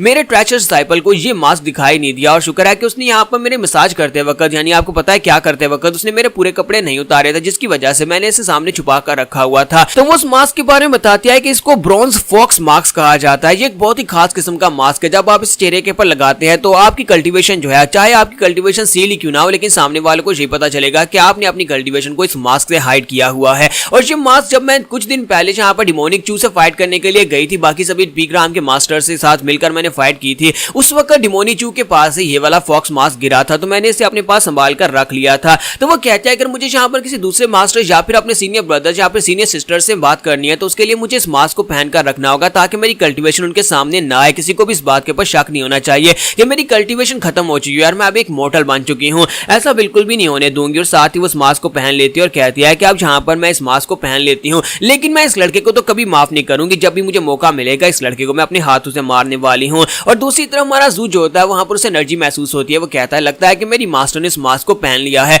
इसे क्या लगता है कि मुझे इस बारे में नहीं पता कि इसने उस मास्क को छुपा कर रखा हुआ था, वो भी अपनी चेस्ट के अंदर। शायद इसे इस बारे में नहीं पता कि ये भी मेरा एक प्लान था कि मुझे अच्छी तरह से पता है कि वो इस मास्क को यूज करने वाली और जब भी ये कभी इस मास्क को यूज करेगी मुझे उसी वक्त पता चल जाएगा कि इसने मास्क को यूज किया है। तो साथ ही जू जो होता है अपने सिस्टम के अंदर से उस तलवार को निकालता है जो उसे यहाँ पर अपनी मास्टर के साथ डुअल कल्टीवेट करने पर उसे रिवार्ड के तौर पर मिला था। तो वो कहता है कि ये तलवार जो है ये एक लो लेवल की सेंट राम की तलवार है लेकिन इतनी भी खास नहीं है। चलो खैर जहां पर इसको यूज किया जा सकता है, कम से कम मैं जहां पर अपनी कल्टीवेशन लेवल या फिर इससे एक दो हायर लेवल के लोगों को इस तलवार की मदद से काट सकता हूं। फिर साथ ही वो कहता है कि अब जबकि मुझे तलवार मिल चुकी है तो यहाँ पर मुझे इस तलवार के लिए स्वॉर्ड इंटेंट भी चाहिए होगा। तो जू जो होता है फिर से बैक पैलेस में जाकर बैठ जाता है, वहां पर बैठकर अपने लिए स्वॉर्ड इंटेंट हासिल करने की कोशिश करता है। स्वॉर्ड इंटेंट हासिल करने का प्रोसीजर ये होता है कि जब आप तलवारबाजी को मास्टर करना चाहते हो तो उसके लिए आपको स्वॉर्ड इंटेंट हासिल करना होता है। उसके लिए वो वहां पर बैठ जाता है। इसी के साथ उसकी सोल जो होती है बॉडी से निकल जाती है, उसकी स्वॉर्ड के ऊपर बैठकर सीधी आसमान में प्रीमॉर्डियल एरा में चली जाती है जहां पर एंशिएंट टाइम्स में बहुत सारी स्वॉर्ड इंटेंट्स होती है और उनमें से एक स्वॉर्ड इंटेंट सिर्फ आपको मिलेगी और लाइफ टाइम में सिर्फ और सिर्फ एक ही बार आपको ये मिल सकती है। तो हमारा जू जो होता है जैसे ऊपर आसमान में चला जाता है तो वहां पर एक लेवल होता है प्रीमॉर्डियल समय में जाने का। आप उसमें कितनी ऊंचाई तक जा सकते हैं, 800 मीटर, 1000 मीटर, 1500 मीटर। तो यहाँ पर इस तरह से करते करते हमारा जू जो होता है वो फाइनली 999,000 तक पहुंच जाता है, यानी कि वो लिमिट होती है जहां तक आज तक कोई भी नहीं जा पाया। तो हमारा जू वहां पर पहुंचता है तो उसी के साथ उसे वहां पर उसका स्वॉर्ड इंटेंट मिलता है। तो वो कहता है कि चलो देखते हैं कि मुझे क्या मिलने वाला है और एक लाइट बीम जो होती है उसके माथे के अंदर आकर इंप्रिंट हो जाती है और उसी के साथ मैसेज उसका जो सिस्टम होता है उसे मैसेज देता है और उसे कहता है कि कंग्रेचुलेशन, तुमने यहाँ पर सक्सेसफुली एक स्वॉर्ड इंटेंट को हासिल कर लिया। तुम्हें जो स्वॉर्ड इंटेंट मिला है उसे हीवन डिफाइंग स्वॉर्ड इंटेंट कहा जाता है। तो हमारा जू कहता है कि ये तो नाम तो काफी ज्यादा अच्छा लग रहा है, हीवन डिफाइंग स्वॉर्ड इंटेंट। साथ ही जू कहता है कि अब जबकि मैंने स्वॉर्ड इंटेंट ले लिया तो चलो यहाँ पर से वापस चलते हैं और इसी के साथ ही हमारे जू की सोल जो होती है वहां पर से वापस उसकी बॉडी की तरफ चल पड़ती है। जब वो वहां पर से वापस की तरफ जा रहा था तो उसी के साथ ही ताइसू होली पीक की एक पीक राम की मास्टर जो होती है जो कि मैंगडाई की भी मास्टर है वो उसे वहां पर महसूस कर लेती है। उसे महसूस होता है कि कोई ऊपर आसमान में गया था, वहां पर जाकर वहां पर से स्वॉर्ड इंटेंट लेकर आया और वो बहुत ज्यादा ऊंचाई पर चला गया था। तो वो कहती है कि इतना पावरफुल स्वॉर्ड इंटेंट किसने हासिल किया होगा, कैसे वो एनर्जी फ्लक्चुएशंस महसूस हो रही होती हैं। तो वो कहती है कि आखिर यहाँ पर ऐसा कैसे हो सकता है, ये इंसान जो भी है ये 9,999 तक गया है, इसका मतलब यह है कि ये बहुत ही ऊपर तक चला गया है जहां तक जा पाना पॉसिबल नहीं है। पिछले 30,000 साल में सिर्फ और सिर्फ क्वासी एम्परर स्वॉर्ड गार्ड जो था वही सिर्फ और सिर्फ ऊपर तक जा पाया था, यानी कि हिमली स्वॉर्ड एम्परर जो था वो आसमान तक जा पाया था। लगता है कि हमारी ताइसू होली लैंड को दोबारा से एक क्वासी एम्परर मिलने वाला है। नेक्स्ट सीन हमें 3 दिन के बाद का दिखाया जाता है कि 3 दिन के बाद फाइनली 10 दिन पूरे हो चुके हैं और हमारे जू को अब यहाँ पर लाइफ एंड डेथ अरीना में फाइट करनी है। तो ब्रदर मैंग जो है वहां पर पहुंच चुका होगा, तो हमारा जू जो है वहां पर अभी तक नहीं पहुंचा होता और बाकी के सभी लोग फाइट के लिए वहां पर फाइट देखने के लिए आए होते हैं। तो ब्रदर जेंग मैंग जो होता है वो अपने एक सीनियर ब्रदर जिसका नाम जियान लिंगजुन होता है उसके साथ आया होता है। तो जियान लिंगजुन उसे कहता है कि क्या वाकई में यहाँ पर आज तुम उससे फाइट करने वाले हो। तो वो कहता है हाँ सीनियर ब्रदर आज यहाँ पर उसे फाइट होने वाली है। तो जेंग मैंग उसे कहता है कि ब्रदर साथ में यहाँ पर तुम्हें बधाई भी देना चाहता हूँ क्योंकि तुम सैक्युलेशन में बैठ कर कल्टीवेट कर रहे थे और इस वक्त तुम यहाँ पर हमारी कल्टीवेशन से 2 लेवल ऊपर पहुंच चुके हो, यानी कि तुम डिवाइन राम में पहुंच चुके हो और ये बहुत ही कमाल की बात है। तो वो उसे कहता है कि हाँ यहाँ पर मैं इस लेवल तक तो पहुंच चुका हूँ लेकिन मुझे अभी और बहुत ज्यादा आगे जाना है। और इसी के साथ ही वहां पर उनकी जूनियर सिस्टर भी खड़ी होती है, ये वही जूनियर सिस्टर होती है जिसके लिए यहाँ पर हमारे जू की जो पुराने मास्टर की बॉडी थी उसने यहाँ पर इस लड़के जेंग मैंग से फाइट की थी। तो ब्रदर जियान उसे कहता है कि तुम यहाँ पर इस बोर्डिंग मैच को देखने के लिए क्यों आई हो। तो वो कहती है कि ये सब कुछ मेरी वजह से शुरू हुआ था, तो मैं यहाँ पर इसको देखने के लिए आया हूँ कि आखिर इसका रिजल्ट क्या निकलने वाला है। तो यहाँ पर हमारी एपिसोड 05 का एंड करेंगे और नेक्स्ट एपिसोड में देखेंगे क्या है यहाँ पर इसका रिजल्ट क्या निकलेगा, क्या हमारा जू वाकई में यहाँ पर बहुत ज्यादा पावरफुल होकर आने वाला है। तो गाइस कैसे हैं आप सब लोग, रोग विलन के एपिसोड 06 के साथ हाजिर हो। तो लास्ट एपिसोड के एंड पे हमने देखा था कि लाइफ एंड डेथ अरीना का मैच जो होता है वो होने वाला है और वहां पर सभी लोग पहले से आ चुके होते हैं, सीनियर ब्रदर जूनियर सिस्टर सभी लोग वहां पर आ चुके होते हैं। वो सिस्टर भी आ चुकी होती है जिसकी वजह से ये सारी फाइट शुरू हुई थी। तो वहां पर अपने सीनियर ब्रदर के साथ खड़ी होती है और कहती है कि मैं यहाँ पर उसको मरता हुआ तो नहीं देख सकती, ना ही यहाँ पर ब्रदर जेंग को मरता हुआ देख सकती हूँ। तो इस बात से जियान जो होता है वो काफी ज्यादा गुस्सा होता है और कहता है कि इस कमीनी को देखो, यहाँ पर मेरी जूनियर सिस्टर है लेकिन फिक्र उस चूज यू की कर रही है। तो इसी के साथ जेंग ज़ेंग मैंग उसे कहता है कि सीनियर सिस्टर चाहे कुछ भी हो जाए, आज यहाँ पर उसे मरने से कोई नहीं बचा सकता, क्योंकि उस कमीने ने जहाँ पर लाइफ एंड डेथ अरीना में मुझे चैलेंज किया है, तो लाइफ एंड डेथ अरीना में तो सिर्फ और सिर्फ एक ही जिंदा बचकर बाहर आ सकता है। और क्या तुम्हें लगता है कि उसके पैथेटिक स्किल्स के साथ वो यहाँ पर मुझे हरा सकता है? क्योंकि मैं तो इस वक्त अपनी फाउंडेशन एस्टेब्लिशमेंट में 9th लेवल पर पहुंच चुका हूँ। तो बाकी के सभी लोग भी वहां पर बातें करना शुरू कर देते हैं और कहते हैं कि अभी तक कमीना चूजू यहाँ पर आया क्यों नहीं है। लगता है कि वो डर कर कहीं पर छुप गया होगा, क्योंकि उसे पता है कि वो यहाँ पर आज मरने वाला है और कोई खुद से यहाँ पर मरने के लिए तो रीना में बिल्कुल भी नहीं उतरने वाला। तो उसने यहाँ पर सीनियर ब्रदर का टाइम वेस्ट किया और हमारा भी टाइम वेस्ट किया। और इसी के साथ ही वहां पर एक और जूनियर सिस्टर आ जाती है।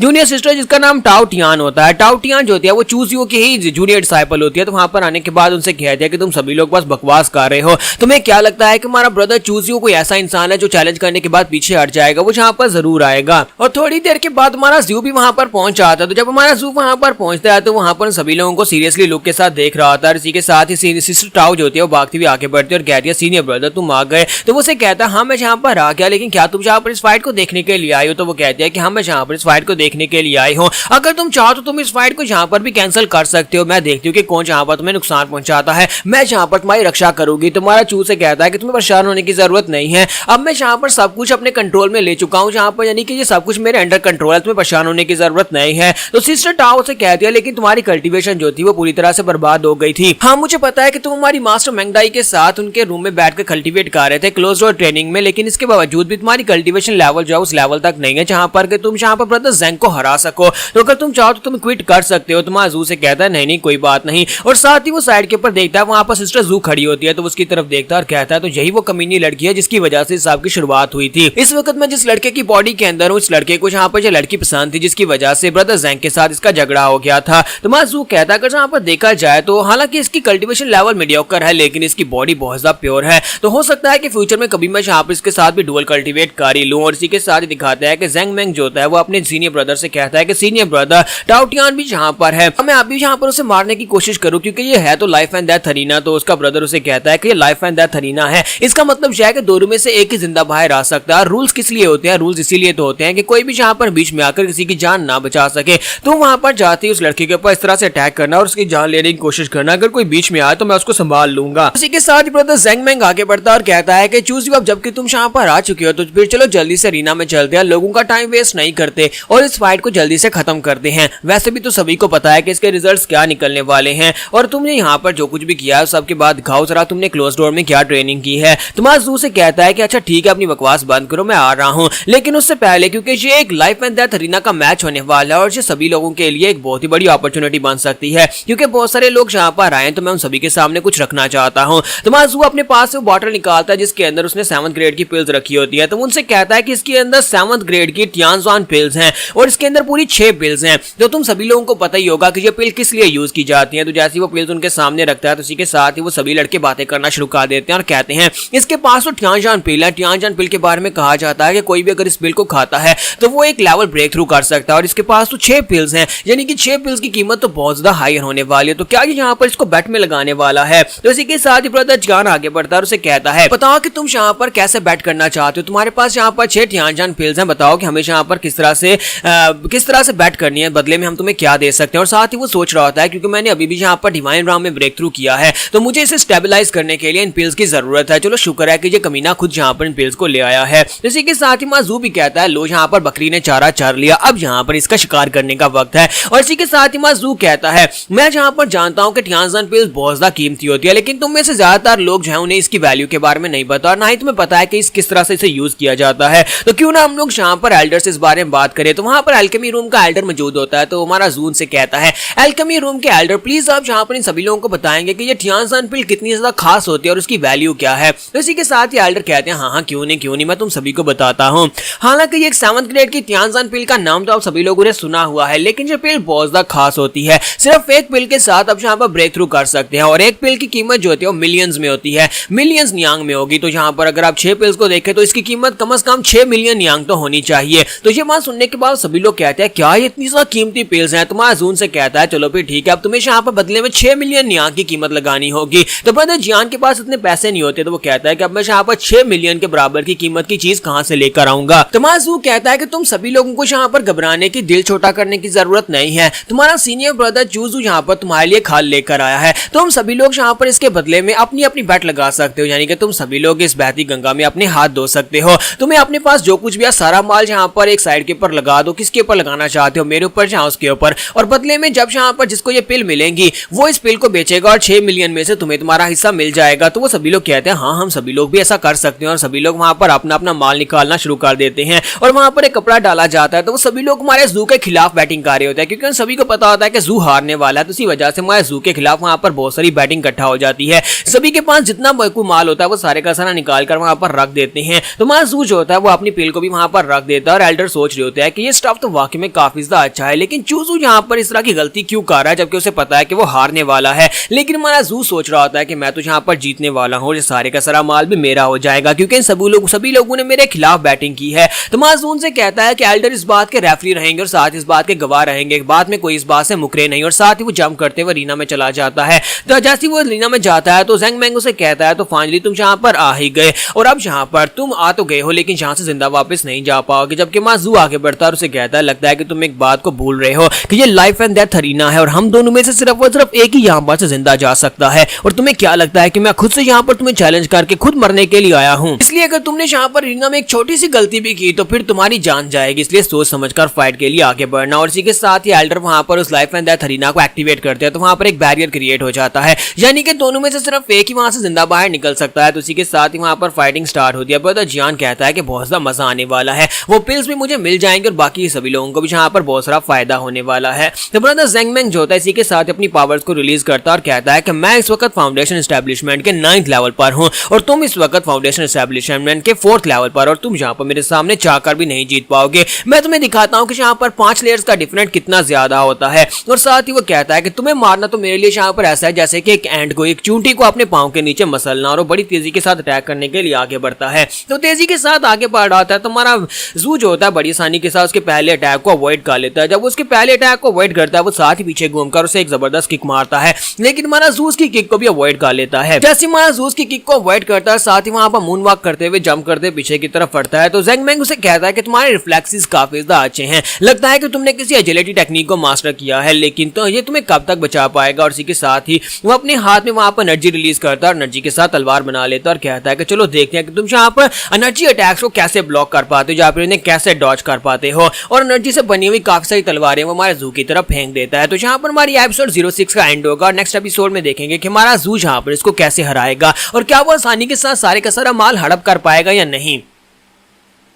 तो गाइस कैसे हैं आप सब लोग रोग विलेन के एपिसोड 07 के साथ। हाँ जीरो तो लास्ट एपिसोड के एंड पे हमने देखा था कि मैंग ज़ेंग अपनी एनर्जी से बनी हुई तलवारें सामने की तरफ थ्रो करता है तो वो तलवारें बड़ी तेजी के साथ हमारे जू की तरफ आके बाड़ी होती है। तो हमारा जू कहता है ये तो बच्चों की ट्रिक्स है और साथ ही वहां पर उन सभी अटैक्स को पूरी तरह से अवॉइड कर लेता है। वो नीचे की तरफ झुकते हुए सभी अटैक्स यानी सभी तलवारों को वहां पर अवॉइड करता है और इसी के साथ ही अब सामने की तरफ देख रहा था जबकि बाकी के सभी लोग वहां पर सोच रहे होते हैं कि फाइट तो काफी ज्यादा अच्छी जा रही है। ज़ेंग मैंग यहाँ पर पूरी तरह से अटैक करने की कोशिश कर रहा है जबकि अदर जू यहाँ पर सिर्फ और सिर्फ उसके अटैक्स को अवॉइड कर रहा है। लगता है कि उसने यहाँ पर किसी स्पेशल टेक्निक को मास्टर किया है जिससे वो सिर्फ और सिर्फ अटैक्स को अवॉइड ही कर सकता है। लेकिन जो भी हो यहाँ पर इस फाइट के आउटकम तुम्हें पता है वो ज्यादा देर तक उसके अटैक्स को अवॉइड नहीं कर पाया और जब हिट होगा तो उसी के साथ ही मर जाएगा। तो उसी के साथ ही ज़ेंग मैंग फिर से अटैक करने के लिए आगे बढ़ता है और इस बार उसके करीब पहुंचने के बाद जब अटैक करता है तो माजू फिर से अटैक को अवॉइड कर लेता है। उसकी एजिलिटी टेक्निक वाकई में काफी ज्यादा अच्छी होती है और साथ ही माजू जो होता है उसका मजाक उड़ाना शुरू कर देता है यानी कि उसके सामने वहां पर अपनी शक्ल बिगाड़ रहा होता है। तो इस बात से ज़ेंग मैंग को काफी ज्यादा गुस्सा आता है। वो कहता है कि पता नहीं यहाँ पर इसने कौन सी टेक्निक को मास्टर कर लिया, ये तो एक स्लिपरी ईल की तरह हो गया है यानी कि जब इसे पकड़ने की कोशिश करो ये तो सांप की तरह बल खाते हुए इधर उधर हो जाता है।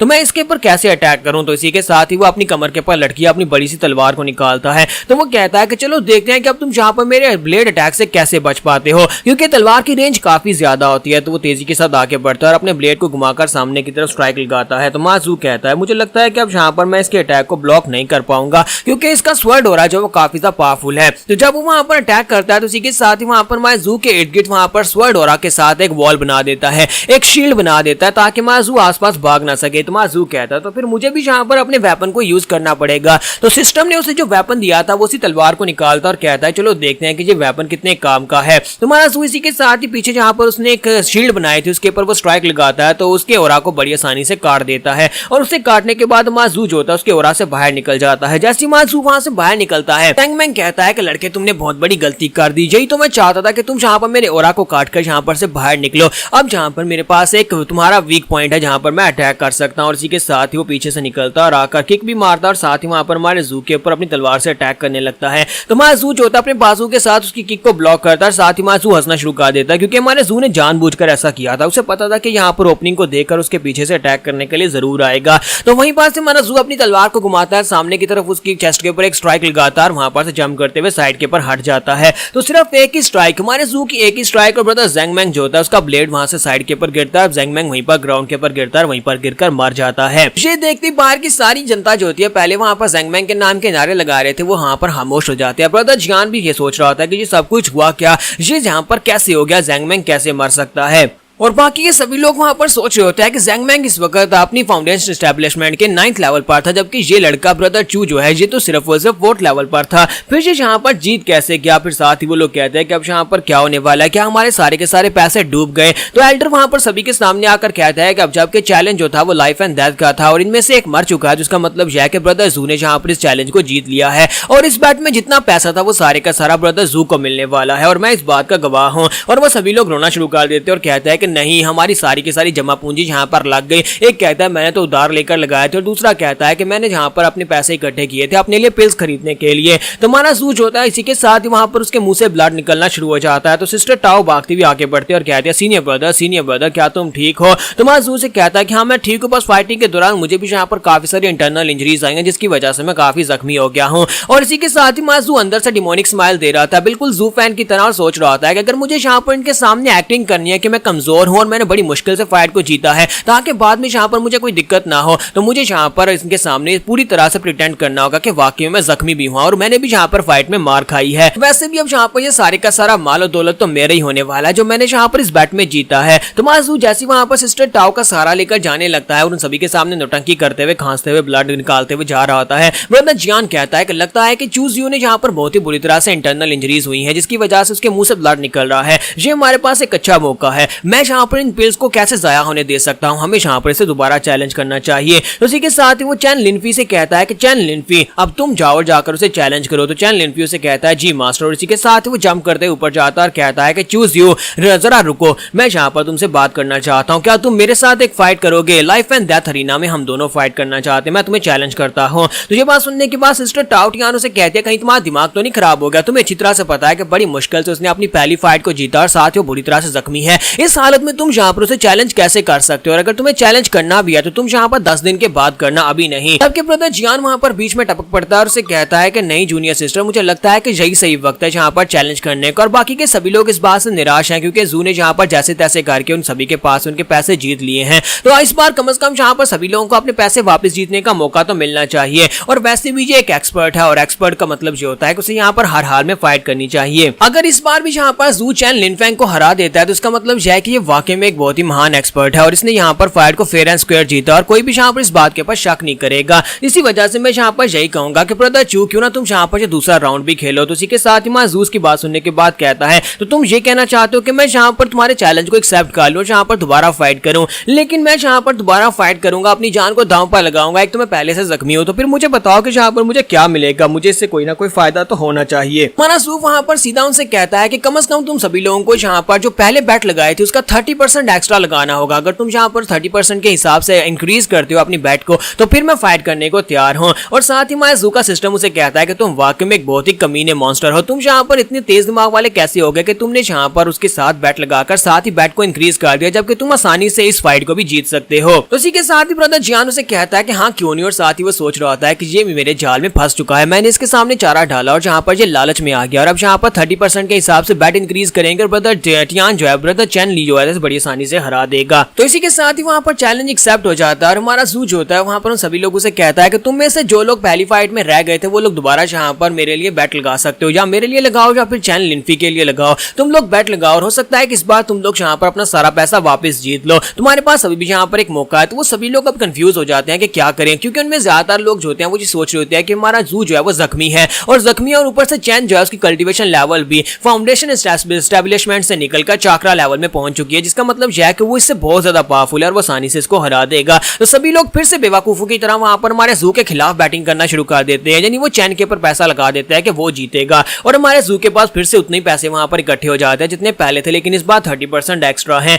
तो हमारा जू जो होता है वहां पर अपनी लाट टपक रही होती है, उसे साफ करते हुए कहता है कि अब यहाँ पर मजा आने वाला है, मुझे यहाँ पर रिसोर्सेज चाहिए थे और इन सभी बेवकूफों ने यहाँ पर अपना सारा पैसा मेरे सामने रख दिया है। तो इसी के साथ ही एल्डर उनसे कहते हैं तो फिर हम लोग यहाँ पर दोबारा से लाइफ एंड डेथ अरीना में लाइफ एंड डेथ का मैच स्टार्ट करने वाले हैं, जिसमें ब्रदर चूजू और दूसरी तरफ से ब्रदर चैन लिनफेंग दोनों आपस में फाइट करेंगे। तो हम लोग इस फाइट को स्टार्ट करते हैं और इसी के साथ ही ब्रदर सिस्टर टाओ जो होती है उसे कहते हैं कि ब्रदर जू क्या तुम कॉन्फिडेंट हो कि तुम इसे हरा सकते हो? तो वहां जू से कहता है परेशान होने की जरूरत नहीं है। और दूसरी तरफ से ब्रदर चैन उसे कहता है कि प्लीज मुझे माफ करना, मैं यहाँ पर तुम्हारे साथ इस हालत में फाइट तो नहीं करना चाहता था, लेकिन मेरी एक मजबूरी है, मेरी एक जूनियर सिस्टर है जिसकी हालत काफी ज्यादा खराब है और मुझे भी यहाँ पर उसके लिए पिल्स की जरूरत है, इसी वजह से मैं यहाँ पर तुम्हारे साथ फाइट कर रहा हूँ ताकि वो पिल्स मुझे मिल सके। तो मैं जू से कहता है कि अच्छा तुम्हारी सिस्टर यहाँ पर बीमार है जिसके लिए तुम फाइट कर रहे हो, चलो ठीक है कोई बात नहीं, लेकिन जो लाइफ एंड डेथ का अरीना है जिसमें मैं यहाँ पर तुम्हें मार डालूंगा और तुम्हें अपनी जूनियर सिस्टर के लिए परेशान होने की जरूरत नहीं है, मैं बहुत ही अच्छे से उसका ध्यान रख लूंगा। इसी के साथ ही हमारा जू जो होता है वहां पर ऑफेंसिव हो जाता है और अपनी तलवार लेकर उसके ऊपर अटैक करने के लिए चला जाता है और कहता है मुझे माफ करना, तुम्हारी स्टोरी काफी ज्यादा अच्छी थी लेकिन तुम्हें यहाँ पर मरना होगा। तो यहाँ पर हमारी एपिसोड 07 का एंड करेंगे और नेक्स्ट एपिसोड में देखेंगे क्या हमारा जू यहाँ पर इस लड़के को भी हरा पाएगा और उसके बाद इतने सारे रिसोर्सेज का वो क्या करने वाला है। तो गाइस कैसे हैं आप सब लोग, रोग विलेन के एपिसोड 08 के साथ हाजिर। तो लास्ट एपिसोड के एंड पे हमने देखा था कि हमारे जू की दूसरी फाइट जो है वो चैन ली के साथ होने वाली है और चैन लिनफी जो होता है वहां पर फाइट करने के लिए बिल्कुल रेडी होता है, लेकिन हमारा जू इस बार डिफेंसिव तो बिल्कुल भी नहीं होता, वो सीधा ऑफेंस के लिए आगे बढ़ता है और बड़ी तेजी के साथ उसके पीछे पहुंच जाता है, जाकर उसके ऊपर अटैक करने लगा और उसे कहता है कि प्लीज मुझे माफ करना, पर मुझे लगता है कि इस फाइट को जल्दी से खत्म करना चाहिए और साथ ही वहां पर पीछे जाकर उसके ऊपर एक जबरदस्त स्ट्राइक लगाता है। तो ब्रदर चैन ली जो होता है उसके अटैक को वहां पर ब्लॉक नहीं कर पाता और वो कहता है कि तुम यहाँ पर मेरे पास स्नीक अटैक्स कर हो। तो माजू से कहता है कि तुम यहाँ पर किस तरह की बात कर रहे हो, ये लाइफ एंड डेथ अरीना है जहाँ पर चाहे हम लोग जिस तरह से मर्जी से अटैक कर सकते हैं और अपनी जूनियर सिस्टर के बारे में बिल्कुल भी चिंता मत करना, मरने के बाद आराम से दूसरी दुनिया में चले जाना। और साथ ही अपनी तलवार उसकी बॉडी के अंदर दंसा देता है। तो जैसे ही माजू जो होता है अपनी तलवार उसकी बॉडी के अंदर दंसाता है और साथ ही वहां पर अपनी एनर्जी के साथ उसके ऊपर बैक से अटैक करता है, तो उड़ता हुआ सीधा अरीना से बाहर जाकर वॉल के साथ टकराता है जहां पर वो सेफ्टी के लिए वॉल होती है। तो शील्ड के साथ टकराकर वहीं पर ग्राउंड के ऊपर गिरता है और चैन ली वहीं पर मर जाता है। तो चैन ली के मरने के साथ ही हमारा जू जो होता है उन सभी लोगों से कहता है कि तुम सभी लोगों का मेरा नाम याद रहेगा और दोबारा कोई भी यहाँ पर कभी मेरे साथ बैट नहीं लगाना चाहेगा। तो हमारा जू कहता है तो फिर यहाँ पर तुम सभी लोगों ने जितनी बैट लगाई है वो सारी की सारी मैं रख लेता हूँ क्योंकि मुझे यहाँ पर आज काफी सारा फायदा हो गया है। तो सभी ये देखने के बाद काफी ज्यादा हैरान हो जाते हैं, खासतौर पर वो लोग जिन लोगों ने दोबारा यहाँ पर बेवकूफी करके पैसे लगा दिए थे। तो कुछ लोगों ने उधार उठाकर पैसे लगाए थे और कुछ लोगों ने यहाँ पर अपने पास जो बचे कुछ रिसोर्सेज है वो भी लगा दिए थे। उन्हें लगा था कि इस बार यहाँ पर वो जीत जाएंगे क्योंकि जू पहले से यहाँ पर इंटरनल इंजरीज की वजह से जख्मी है, इसी वजह से उन्हें लगा था कि वो जीत जाएंगे, लेकिन बेचारों के वहां पर डबल नुकसान हो गया है। तो इसी के साथ हमारी जो टाओ टियान होते हैं वो भागती ऊपर जाते हैं और उसे कहते हैं कि सीनियर ब्रदर तुम तो बहुत ज्यादा अमेजिंग हो। तो हमारा जू से कहता है कि हाँ ये तो बस एक नॉर्मल सी मैच थी, तुम्हें यहाँ पर इस बारे में बात करने की जरूरत नहीं है। और साथ ही हमारा जू अपने पास से 2 बैग निकालता है, जाकर सारा पैसा उन बैग्स के अंदर डालना शुरू कर देता है, लेकिन इसी के साथ ही वहां पर उसके बैग जो होते हैं भर जाते हैं। तो उसे कहता है कि जूनियर सिस्टर टाओ टियान क्या तुम्हारे पास एम्प्टी बैग है, क्योंकि मेरे बैग्स तो फुल हो गए हैं। और इसी के साथ ही उसे कहते हैं हाँ क्यों नहीं सीनियर ब्रदर मेरा बैग ले लो, और वो अपना बैग उसे दे देती है और हमारा जू जो होता है बाकी के सारा पैसा जो होता है उस बैग के अंदर डाल लेता है और इसी के साथ वो अपनी पिल्स भी वापस ले लेता है। तो टाओ टियान उसे कहती है कि तुम्हारे पास तो यहाँ पर अब बहुत सारे रिसोर्सेज हैं और तुम इन सारे रिसोर्सेज को अब अपने लिए यूज करोगे और तुम और भी ज्यादा स्ट्रॉन्ग बन सकते हो। तुम्हारा जू से कहता है हाँ क्यों नहीं। इसी के साथ ही हमारा जूस बॉटल को भी निकालता है और सभी लोगों से कहता है क्या तुम सभी लोगों को ये पिल चाहिए, तो वो सभी लोग चलाना शुरू कर देते हैं और कहते हैं कि यहाँ पर से दफा हो जाओ, हमें नहीं लगता कि तुम यहाँ पर हमें पिल देने के लिए आए थे, बल्कि तुम तो यहाँ पर अपने स्टॉक को रीसप्लाई करने के लिए आए थे, हमें लूटने के लिए आए थे। तो माजू कहता है कि यही समझ लो और साथ ही वो अपनी बोट बुलाता है और इस बोट के ऊपर चढ़ जाता है और कहता है मैं यहाँ पर से जा रहा हूँ। और साथ ही वहां पर माजू से कहा जाता है कि तुमने यहाँ पर जो कुछ भी किया वो बहुत ही बुरा काम था, इसी वजह से अब तुम्हें यहाँ पर और ज्यादा ब्रेक थ्रू पॉइंट्स मिलने वाले हैं, उसे 200 ब्रेक थ्रू पॉइंट्स मिलते हैं। तुम्हारा जू जब वहां पर जाने लगता है तो सिस्टर टाओ टियान उसे कहती है कि तुम्हें यहाँ पर ब्रदर जियान से बचकर रहना होगा, ब्रदर जियान जो है वो तुम्हें इतनी आसानी से माफ नहीं करेगा, तुमने उसके 2 साथियों को मार डाला है, तो मुझे लगता है कि वो तुमसे बदला लेने के लिए सब कुछ जरूर करेगा और साथ ही तुम्हारे रिसोर्सेज छीनने की कोशिश करेगा। तुम्हारा जू से कहता है हाँ क्यों नहीं, इस तरह के लोगों को मैं हमेशा वेलकम करूंगा, अब उसे आना है तो आकर मुझसे बदला ले सकता है। तुम्हारा जू वापिस अपने रूम के अंदर आ जाता है, वहां पर आने के बाद सारा पैसा जो होता है वहां पर अपने सामने निकाल कर रखता है और कहता है कि मेरे पास यहाँ पर बहुत सारा पैसा आ गया है और साथ ही बहुत सारी ऐसी आइटम्स है वैल्यूएबल जिनको मैं यहाँ पर ब्रेक थ्रू पॉइंट्स में एक्सचेंज कर सकता हूँ। तो उनमें से वो एक ब्लेड को उठाता है जो एक लो लेवल का मोटर ब्लेड होता है। तो उस ब्लेड को उठाने के बाद वो अपने सिस्टम में एंटर करता है और कहता है कि मुझे इसको ब्रेक थ्रू पॉइंट्स के साथ एक्सचेंज करना है। तो माजू सोच रहा था कम से कम 10 पॉइंट्स तो मिलेंगे, लेकिन जैसे ही वो उसको एक्सचेंज करता है तो सिर्फ 1 पॉइंट मिलता है। तो वो कहता है कि ये क्या सिस्टम, तुम्हें कहीं कोई गलती लगी है, तुम्हें सिर्फ और सिर्फ इसका 1 पॉइंट क्यों दिया है, तुम्हें तो इसके यहाँ पर कम से कम 10 पॉइंट्स देने चाहिए थे। तो सिस्टम उसे कहता है कि सबसे पहली बात तो यह है कि तुम्हारे पास प्राइमोर्डियल एंशिएंट बॉडी है। मैंने तुम्हें कहा था कि उसके लिए तुम्हें यहाँ पर रिसोर्सेज की जरूरत पड़ेगी और बहुत ज्यादा जरूरत पड़ेगी, और तो उसके लिए यहाँ पर रिसोर्सेज के लिए तुम्हें यहाँ पर लो लेवल के लो ग्रेड के जो मटेरियल्स हैं उनके साथ तुम्हें सिर्फ इतने ही पॉइंट्स मिल सकते हैं। और दूसरी बात यह है कि डायरेक्टली मैं इस तरह की चीजों को पॉइंट्स में एक्सचेंज नहीं कर सकता, और नेक्स्ट टाइम अगर तुम्हें यहाँ पर मुझसे पॉइंट्स चाहिए तो इसके लिए पहले जाकर इन आइटम्स को सेल करके आओ और मुझे यहाँ पर तुम क्रिस्टल्स की शक्ल में इनको दे सकते हो। तुम्हारा इस बात से काफी ज्यादा गुस्सा होता है और कहता है कि तुम अब बेकार होते जा रहे हो सिस्टम, ये तो कोई बात ना हुई, क्या मैं पहले जाकर इन सारी आइटम्स को बेच कर आ रहा हूँ और इनके साथ क्रिस्टल्स लेकर आऊँ, तब तुम यहाँ पर मुझे पॉइंट्स दोगे, और पॉइंट्स भी इतने कम मिल रहे हैं। मुझे लगता है कि पहले मुझे जाकर इन चीजों को सेल करना होगा, यानी कि इन चीजों को सेल करके इनसे पैसे लूंगा और पैसों के बदले में यहाँ पर हाई ग्रेड की मोटर राम की जो चीजें लूंगा, यानी कि डिवाइन आइटम्स या फिर सेक्रेट डिवाइन आइटम्स जो है वो इस तरह की चीजें खरीदूंगा ताकि उनके मुझे ज्यादा ब्रेक थ्रू पॉइंट्स मिल सकें। और इसी के साथ ही माजू को वहां पर अपना फॉक्स मार्क्स जो होता है वो एक्टिवेट होता है, महसूस होता है। तो वो कहता है कि लगता है कि मास्टर इस वक्त किसी से बात कर रही है, वो किससे बात कर रही होगी। यहीं पर से नेक्स्ट इन ताइसू पीक का दिखाया जाता है जहां पर हमारी जुंजिया पीक के ऊपर मास्टर जो होती है वो बैठी होती है और किसी के साथ बात कर रही होती है। तो वो जुंजिया पीक की ग्रैंड मास्टर होती है, तो ग्रैंड मास्टर वहां पर उससे बात करने के लिए आती है और साथ उसे कहते हैं कि मैंने यहाँ पर खुद अपनी आंखों से देखा था, वो तुम्हारा डिसाइपल चूज यू था। चूज यू जो है उसने स्वर्ड इंटेंट हासिल कर लिया है, वो 9999 जो मीटर्स था ऊपर हवा में गया था और उसने वहां पर से अपने लिए एक प्राइमोर्डियल स्वर्ड इंटेंट को हासिल किया है। तो मैंगडाई उसे कहते हैं लेकिन मास्टर ये कैसे पॉसिबल है, मेरा डिसाइपल तो एक लो टैलेंट वाला लड़का है, वो ऐसा कैसे कर सकता है और मुझे नहीं लगता कि वो यहाँ पर ये कर पाएगा। तो उसकी मास्टर उसे कहते हैं कि मैंने यहाँ पर अपनी आंखों के साथ उसको देखा था। फिर साथ ही वो मैंगडाई से कहते हैं कि मैंगडाई मुझे ये बताओ कि रिसेंटली तुम्हारे डिसाइपल में कोई चेंजेस तो नहीं आए। तो मैंगडाई कहते हैं कि आप किस तरह के चेंजेस की बात कर रही है, क्या आपको लगता है कि उसकी बॉडी के ऊपर किसी और ने कब्जा कर लिया है, किसी और की सोल उसकी बॉडी के अंदर आ गई है। तो मास्टर मैंगडाई सॉरी उसकी मास्टर से कहती है कि नहीं, मुझे पहले यहाँ पर ऐसे ही लगा था कि तुम्हारे डिसाइपल के अंदर कोई और आकर घुस गया, किसी और एल्डर ने आकर उसकी बॉडी के ऊपर कब्जा कर लिया है। लेकिन फिर मैंने यहाँ पर इस बारे में सोचा कि आपको तो यहाँ पर स्वर्ड इंटेंट जिंदगी में सिर्फ और सिर्फ एक बार मिलता है, एक स्वर्ड इंटेंट आपको सिर्फ और सिर्फ एक ही बार मिल सकता है। चाहे आप यहाँ पर अपनी सोल को किसी दूसरे बंदे की बॉडी के अंदर डाल दे फिर भी आपको दूसरा मौका नहीं मिलेगा कि आप ऊपर जाकर प्राइमोर्डियल एरिया में जाकर अपने लिए दूसरा स्वर्ड इंटेंट ले सके। तो इसका मतलब यह है कि ये बात तो बिल्कुल पॉसिबल नहीं है कि उस लड़के की बॉडी के अंदर कोई और हो। तो मुझे लगता है कि यहाँ पर तुम्हारा लड़का वाकई में टैलेंटेड है, तुम्हें उस लड़के के ऊपर नजर रखनी होगी। अगर उसके लड़के के टैलेंट को अच्छे से कल्टीवेट किया गया तो वो लड़का हमारे लिए एक नया स्वर्ड एम्पर बन सकता है, या फिर वो लड़का एक सूडो एम्पर स्वर्ड गार्ड भी बन सकता है। तो मैं चाहती हूँ कि तुम यहाँ पर उसको अच्छे से कल्टीवेट करो और उसे अच्छे से रिसोर्सेज दो, जितने रिसोर्सेज उसको चाहिए होंगे वो सारे उसे दो। जबकि हमारी मैंगडाई वहां पर सोच रही होती है कि मास्टर कह रही है कि मैं उसे रिसोर्सेज दूं, जबकि वो तो मेरी यहाँ पर लिए जा रहा है। तुम्हारे जू को पता चल जाता है कि यहाँ पर ग्रैंड मास्टर ताई सूजी जो है वो उससे बात करने के लिए आई थी। तुम्हारा जू कहता है कि अब जबकि मास्टर ताई सूजी को पता है कि मैंने स्वर्ड इंटेंट को हासिल किया तो मुझे कल्टीवेट करने के लिए मास्टर मैंगडाई से बात कर रही होंगी। अब जबकि उसने बात कर दिया तो फिर मुझे भी जाकर मास्टर का पूरा फायदा उठाना चाहिए। तो माजू इसी के साथ अपनी मास्टर से मिलने के लिए आता है। तो जब वहां पर आता है तो उसकी मास्टर से कहती है कि तब यहाँ पर तुम क्या करने के लिए आए हो। तो माजू कहता है काफी दिन हो गए हैं, मुझे लगता है कि मैं फिर से करना चाहिए। तो मास्टर से कहते हैं कि जहाँ से दफा हो जाओ, ऐसा कुछ भी नहीं है।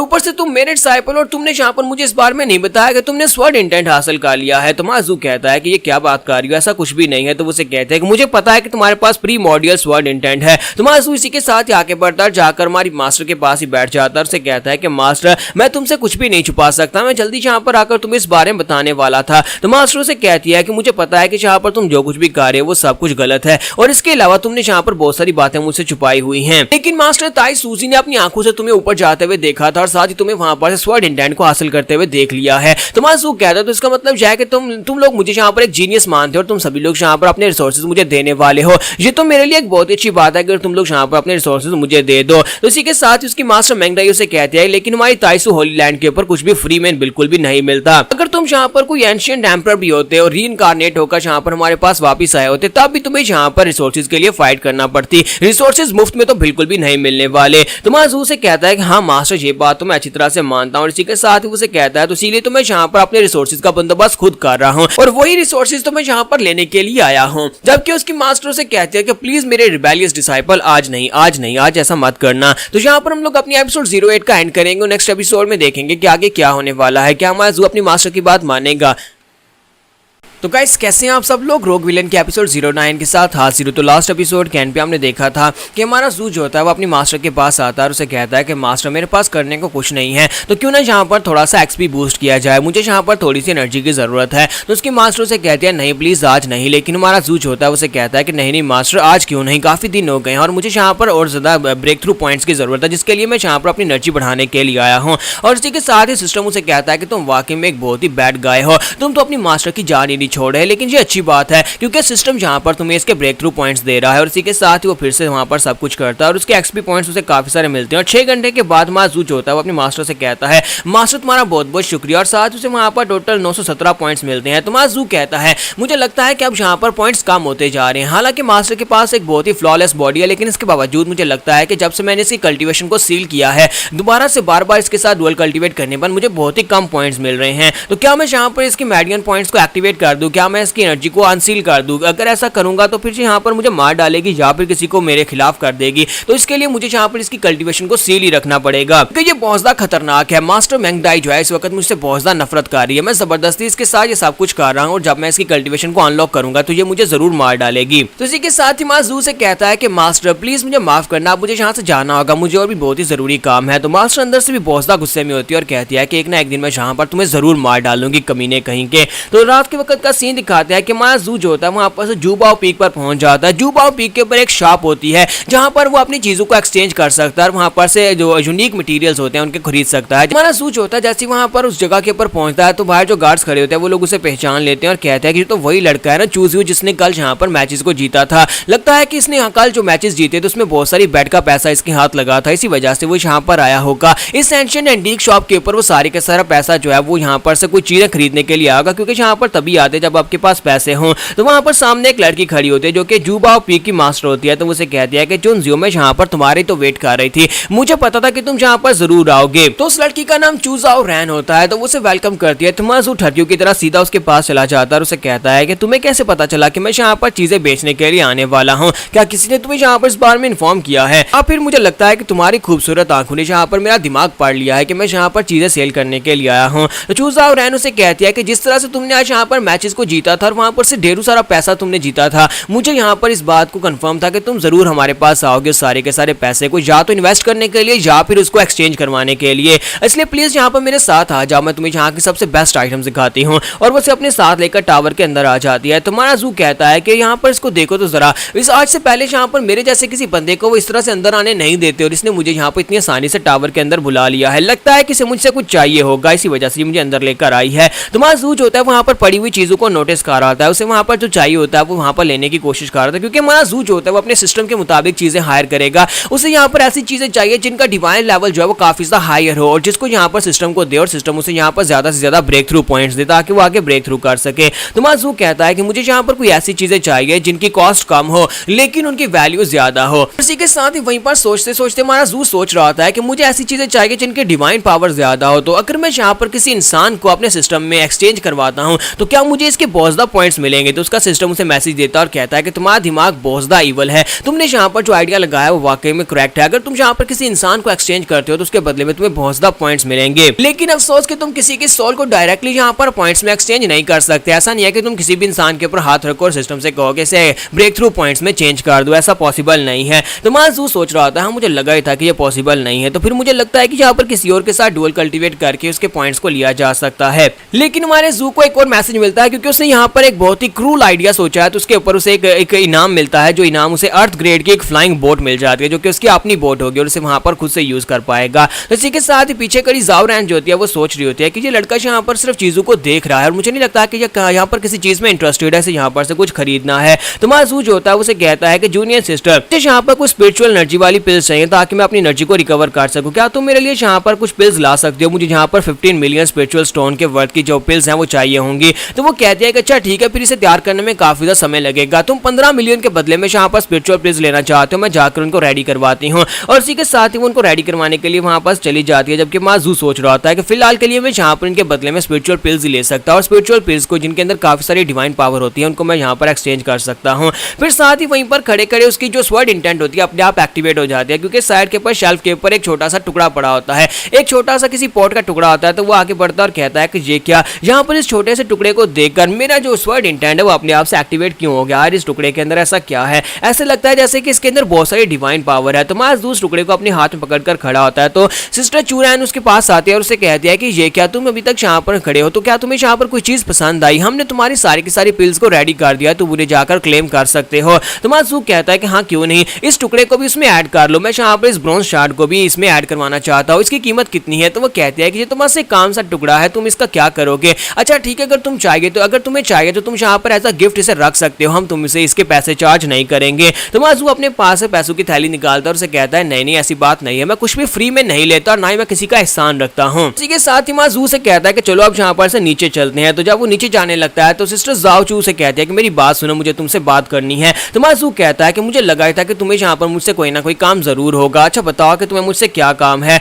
तो वो से कहते हैं कि मुझे तुम्हारी मदद चाहिए, मेरा एक मकसद है और उस मकसद को मैं पूरा करवाना चाहती हूँ, तो क्या तुम यहाँ पर उस मकसद को पूरा करने में मेरी मदद करोगे। सिस्टर जाओरैन जो होती है हमारे जू को अपने साथ लेकर टेबल के ऊपर बिठा देती है और साथ ही वहां पर उसके कंधे दबा रही होती है। तो माजू से कहता है क्या तुम बताओगी भी या फिर यहाँ पर इस तरह मस्का लगाती रहोगी, क्या तुम्हें बताना नहीं है कि तुम्हें क्या काम है। तो वो से कहती है कि सीनियर ब्रदर क्या तुमने यहाँ पर ताइसू डिवाइन टावर के बारे में सुना है। तो माजू कहता है मैंने क्यों नहीं सुना होगा, ताइसू माउंटेन का एक डिसाइपल हूं, तो मैंने यहाँ पर उस टावर के बारे में जरूर सुना है। वो टावर एक बहुत ही खास किस्म का टावर है और कहा जाता है कि उस टावर को वेपन के तौर पर यूज किया जाता था। हमारे एक एंशिएंट एम्परर हुआ करते थे ताइसू माउंटेन के, कभी एंशिएंट समय में वो एक वेपन की तरह यूज करते थे जिसे यहाँ पर डिफेंस और अटैक दोनों के लिए यूज किया जा सकता है। और सिर्फ इतना ही नहीं है बल्कि हमारे डिसाइपल्स जो है हर 30 साल के बाद वो टावर जो है उसके अंदर सीक्रेट रूम ओपन होते हैं, जिसकी वजह से वहां पर पड़े हुए खजाने को लिया जा सकता है, क्योंकि एम्परर ने बहुत सारा खजाना वहां पर पीछे छोड़ा था जिसके अंदर बहुत सारे स्किल्स पड़े हुए हैं और बहुत सारी ऐसी चीजें हैं जिनसे हमारे डिसाइपल्स को काफी फायदा होता है, लेकिन वहां के ट्रायल्स बहुत ज्यादा खतरनाक हैं। तो ये बात सुनने के बाद मिस जाओरैन से कहते तो क्या तुम्हें पता है कि वो टावर जो है दोबारा से ओपन होने वाला है और ये 1 महीने के अंदर होने वाला, और वहां की एक सीक्रेट राम जिसे हांगजाओ सीक्रेट राम कहा जाता है वो ओपन होगी। तो माजू से कहता है कि मैं यहाँ पर अपनी कल्टीवेशन बढ़ाने में और साथ ही दूसरे सारे कामों में इतना बिजी था कि मैंने यहाँ पर इस न्यूज के ऊपर ध्यान ही नहीं दिया,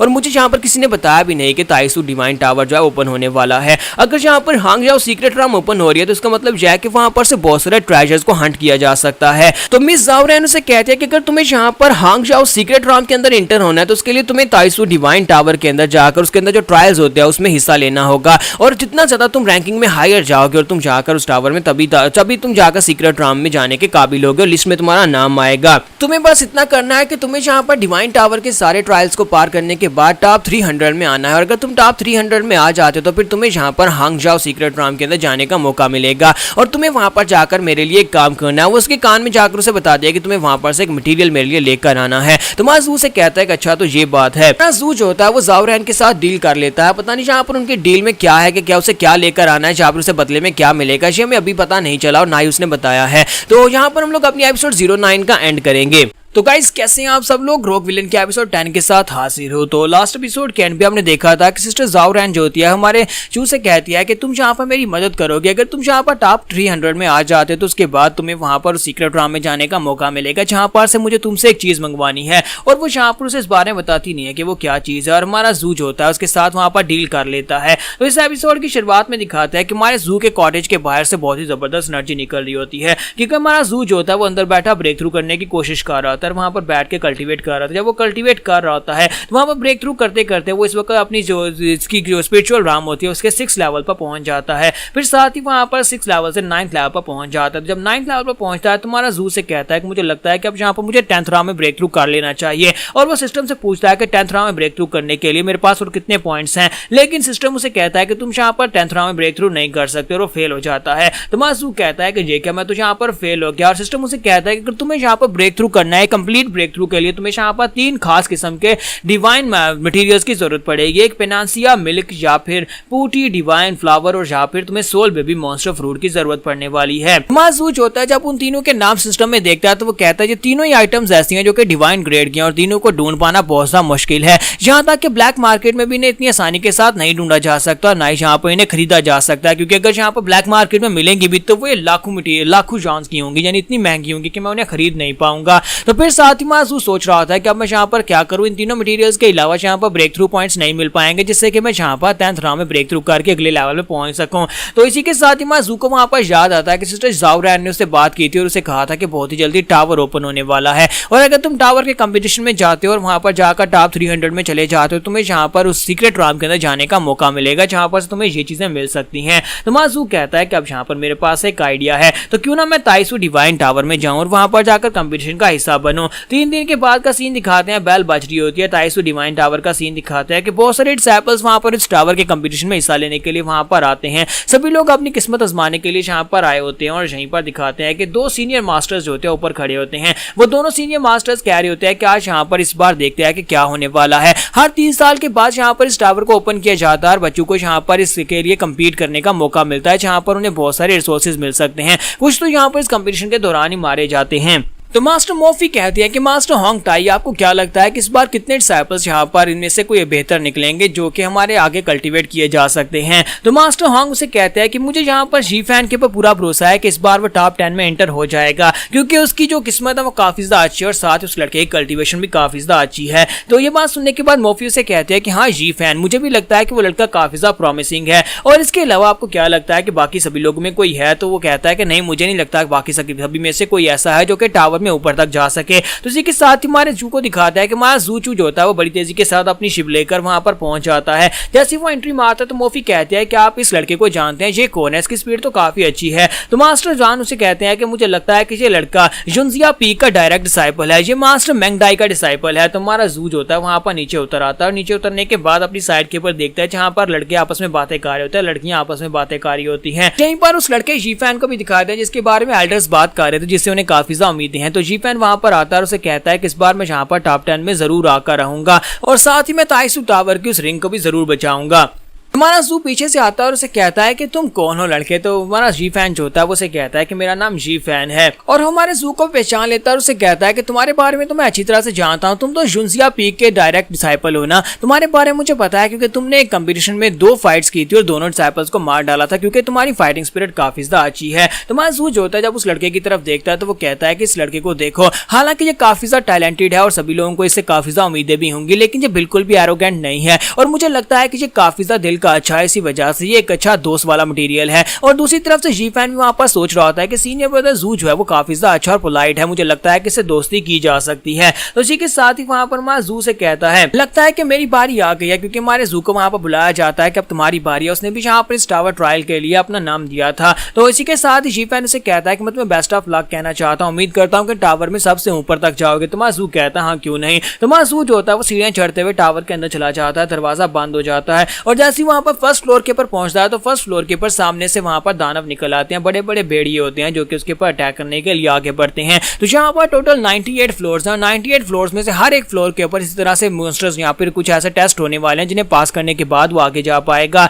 तो सबसे पहले जैसे वहां पर मॉन्स्टर्स निकलते हैं तो हमारा जू अपनी तलवार निकाल लेता है और कहता है कि तुम्हें क्या लगता है कि तुम लोग यहाँ पर मुझे अच्छे तरीके से वेलकम कर पाओगे। और जैसे मॉन्स्टर्स के ऊपर अटैक करते हैं तो हमारा जू अपनी तलवार घुमाकर सभी के ऊपर स्ट्राइक्स लगाता है और सभी को मार डालता है। हमारा जू कहता है कि पहले लेवल को पार करना तो बहुत ज्यादा आसान था, चलो देखते हैं कि अगले लेवल्स के ऊपर क्या होता है। फिर साथ ही मां जू जो होता है वहां पर 67 फ्लोर के ऊपर पहुंच जाता है, यानी कि नीचे वाले जितने फ्लोर होते हैं सभी को क्लियर करते हुए 67 नंबर पर पहुंच जाता है। वहां पर एक लड़की उसके सामने अपीयर होती है जो कि काफी ज्यादा टैक्सी लग रही होती है और उसके सामने वहां पर अपने आप को उससे सेड्यूस करने की कोशिश करती है और जू के सामने अपने आप को दिखाने की कोशिश करती है। तो मां जू जो होता है उसे कहता है कि तुम्हें क्या लगता है कि तुम यहाँ पर कुछ ज्यादा ही हॉट हो, लेकिन मैं यहाँ पर इस सबसे गुजर चुका हूँ, मैंने अपनी जिंदगी में इतनी लड़कियों के साथ डुएल कल्टीवेट मोटिवेट किया है कि तुम्हारी हॉटनेस उसके सामने कुछ भी नहीं, और साथ ही अपनी तलवार घुमाकर उसको भी मार डालता है और कहता है कि तुम यहाँ पर मुझे एन्चेंट बिल्कुल भी नहीं कर सकती। फिर साथ ही वो उसके बाद 68th फ्लोर के ऊपर पहुंच जाता है। जब वो 68th फ्लोर के ऊपर पहुंचता है तो वहां पर उसके सामने 4 मास्टर्स अपीयर होते हैं जो काफी ज्यादा पावरफुल लग रहे होते हैं, और चारों मास्टर जो होते हैं वहां पर उसका रास्ता ब्लॉक करते हैं। तो माजू कहता है कि तुम सभी लोग यहाँ पर इस वक्त मेरे लेवल के बराबर हो। हालांकि अगर देखा जाए तो तुम सभी लोगों की कल्टीवेशन कभी बहुत ज्यादा हायर हुआ करेगी,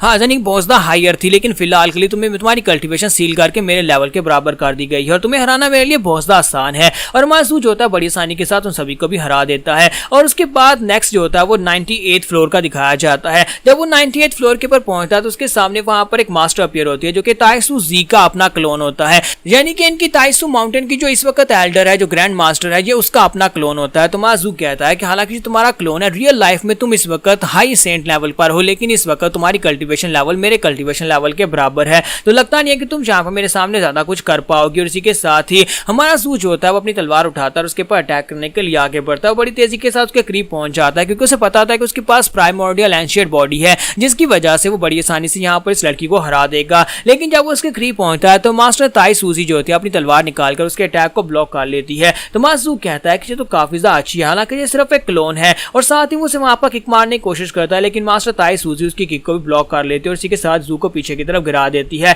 तो जू उसकी पीछे वाली साइड पर चला जाता है और कहता है कि ऐसा कैसे हो सकता है, ये मेरी एंशिएंट प्राइमोर्डियल बॉडी की स्ट्रेंथ को इतनी आसानी के साथ कैसे ब्लॉक कर पा रही है। तो मास्टर ताई सूजी इस बार उसके ऊपर अटैक करने के लिए आगे बढ़ती है, बड़ी तेजी के साथ उसके करीब पहुंचती है, तो वो सामने पाम के साथ अटैक करती है और हमारा जू जो होता है वो भी अपनी पाम उसकी पाम के साथ टकराता है। दोनों के अटैक के वहां पर आपस में टकराने के साथ जबरदस्त एनर्जी निकलती है और मास्टर ताई सूजी जो होती है वहां पर बिल्कुल भी हिल भी नहीं होती। तो हमारा जू कहता है कि ये काफी ज्यादा मुश्किल होने वाला है, और इसी के साथ ही हमारा जू कहता है कि मुझे लगता है कि मुझे यहाँ पर अपने डिमोनिक तरीके से फाइट करनी पड़ेगी, जहां पर एक आंख के बदले आंख और जान के बदले जान ली जाती है, यही मेरी फाइट करने का तरीका है। तो हमारा जू जो होता है वहां पर उसके ऊपर अटैक करता है। जब उसके ऊपर अटैक करता है तो मास्टर का हाथ उसकी बॉडी के आर पार होता है, लेकिन इसी के साथ ही हमारा जू जो होता है वो उसकी गर्दन से उसको पकड़ लेता है, क्योंकि हमारे जू के पास यहाँ पर डिवाइन प्राइमोर्डियल बॉडी है, जिसकी वजह से उसकी बॉडी हर्ट नहीं हो सकती। हालांकि वहां पर उसकी बॉडी के आर पार मास्टर ताई सूजी का हाथ है, लेकिन हमारा जू जो होता है उसकी गर्दन दबाकर उसको वहीं पर मार डालता है। तो मास्टर ताई सूजी जो होती है मरकर वहीं पर ग्राउंड के ऊपर गिर जाती है, और इसी के साथ ही हमारे जू ने वहां पर 90th लेयर को भी पास कर लिया और रोशनी चमकती है और हमारे जू को वहां पर से डायरेक्टली 90th फ्लोर के उस जगह के ऊपर ले जाया जाता है, जहां पर उसके सामने 4 चीजें होती हैं, उनसे 4 रिवार्ड्स दिए जाएंगे, जिनमें से एक वो चूज कर सकता है। तो अब हमारा जू यहाँ पर इनमें से किस चीज को पिक करेगा हम लोग नेक्स्ट एपिसोड में देख पाएंगे। और वादे के मुताबिक यहाँ पर 9 बनानी थी, लेकिन मैंने 10 एपिसोड्स कर दी हैं, तो व्यूज और लाइक्स के ऊपर डिपेंड करेगा कि इसको आगे कंटिन्यू करना है, क्योंकि यहाँ पर आपके कमेंट से मुझे पता तो चल ही गया है कि ये पहले से एक्सप्लेन्ड है।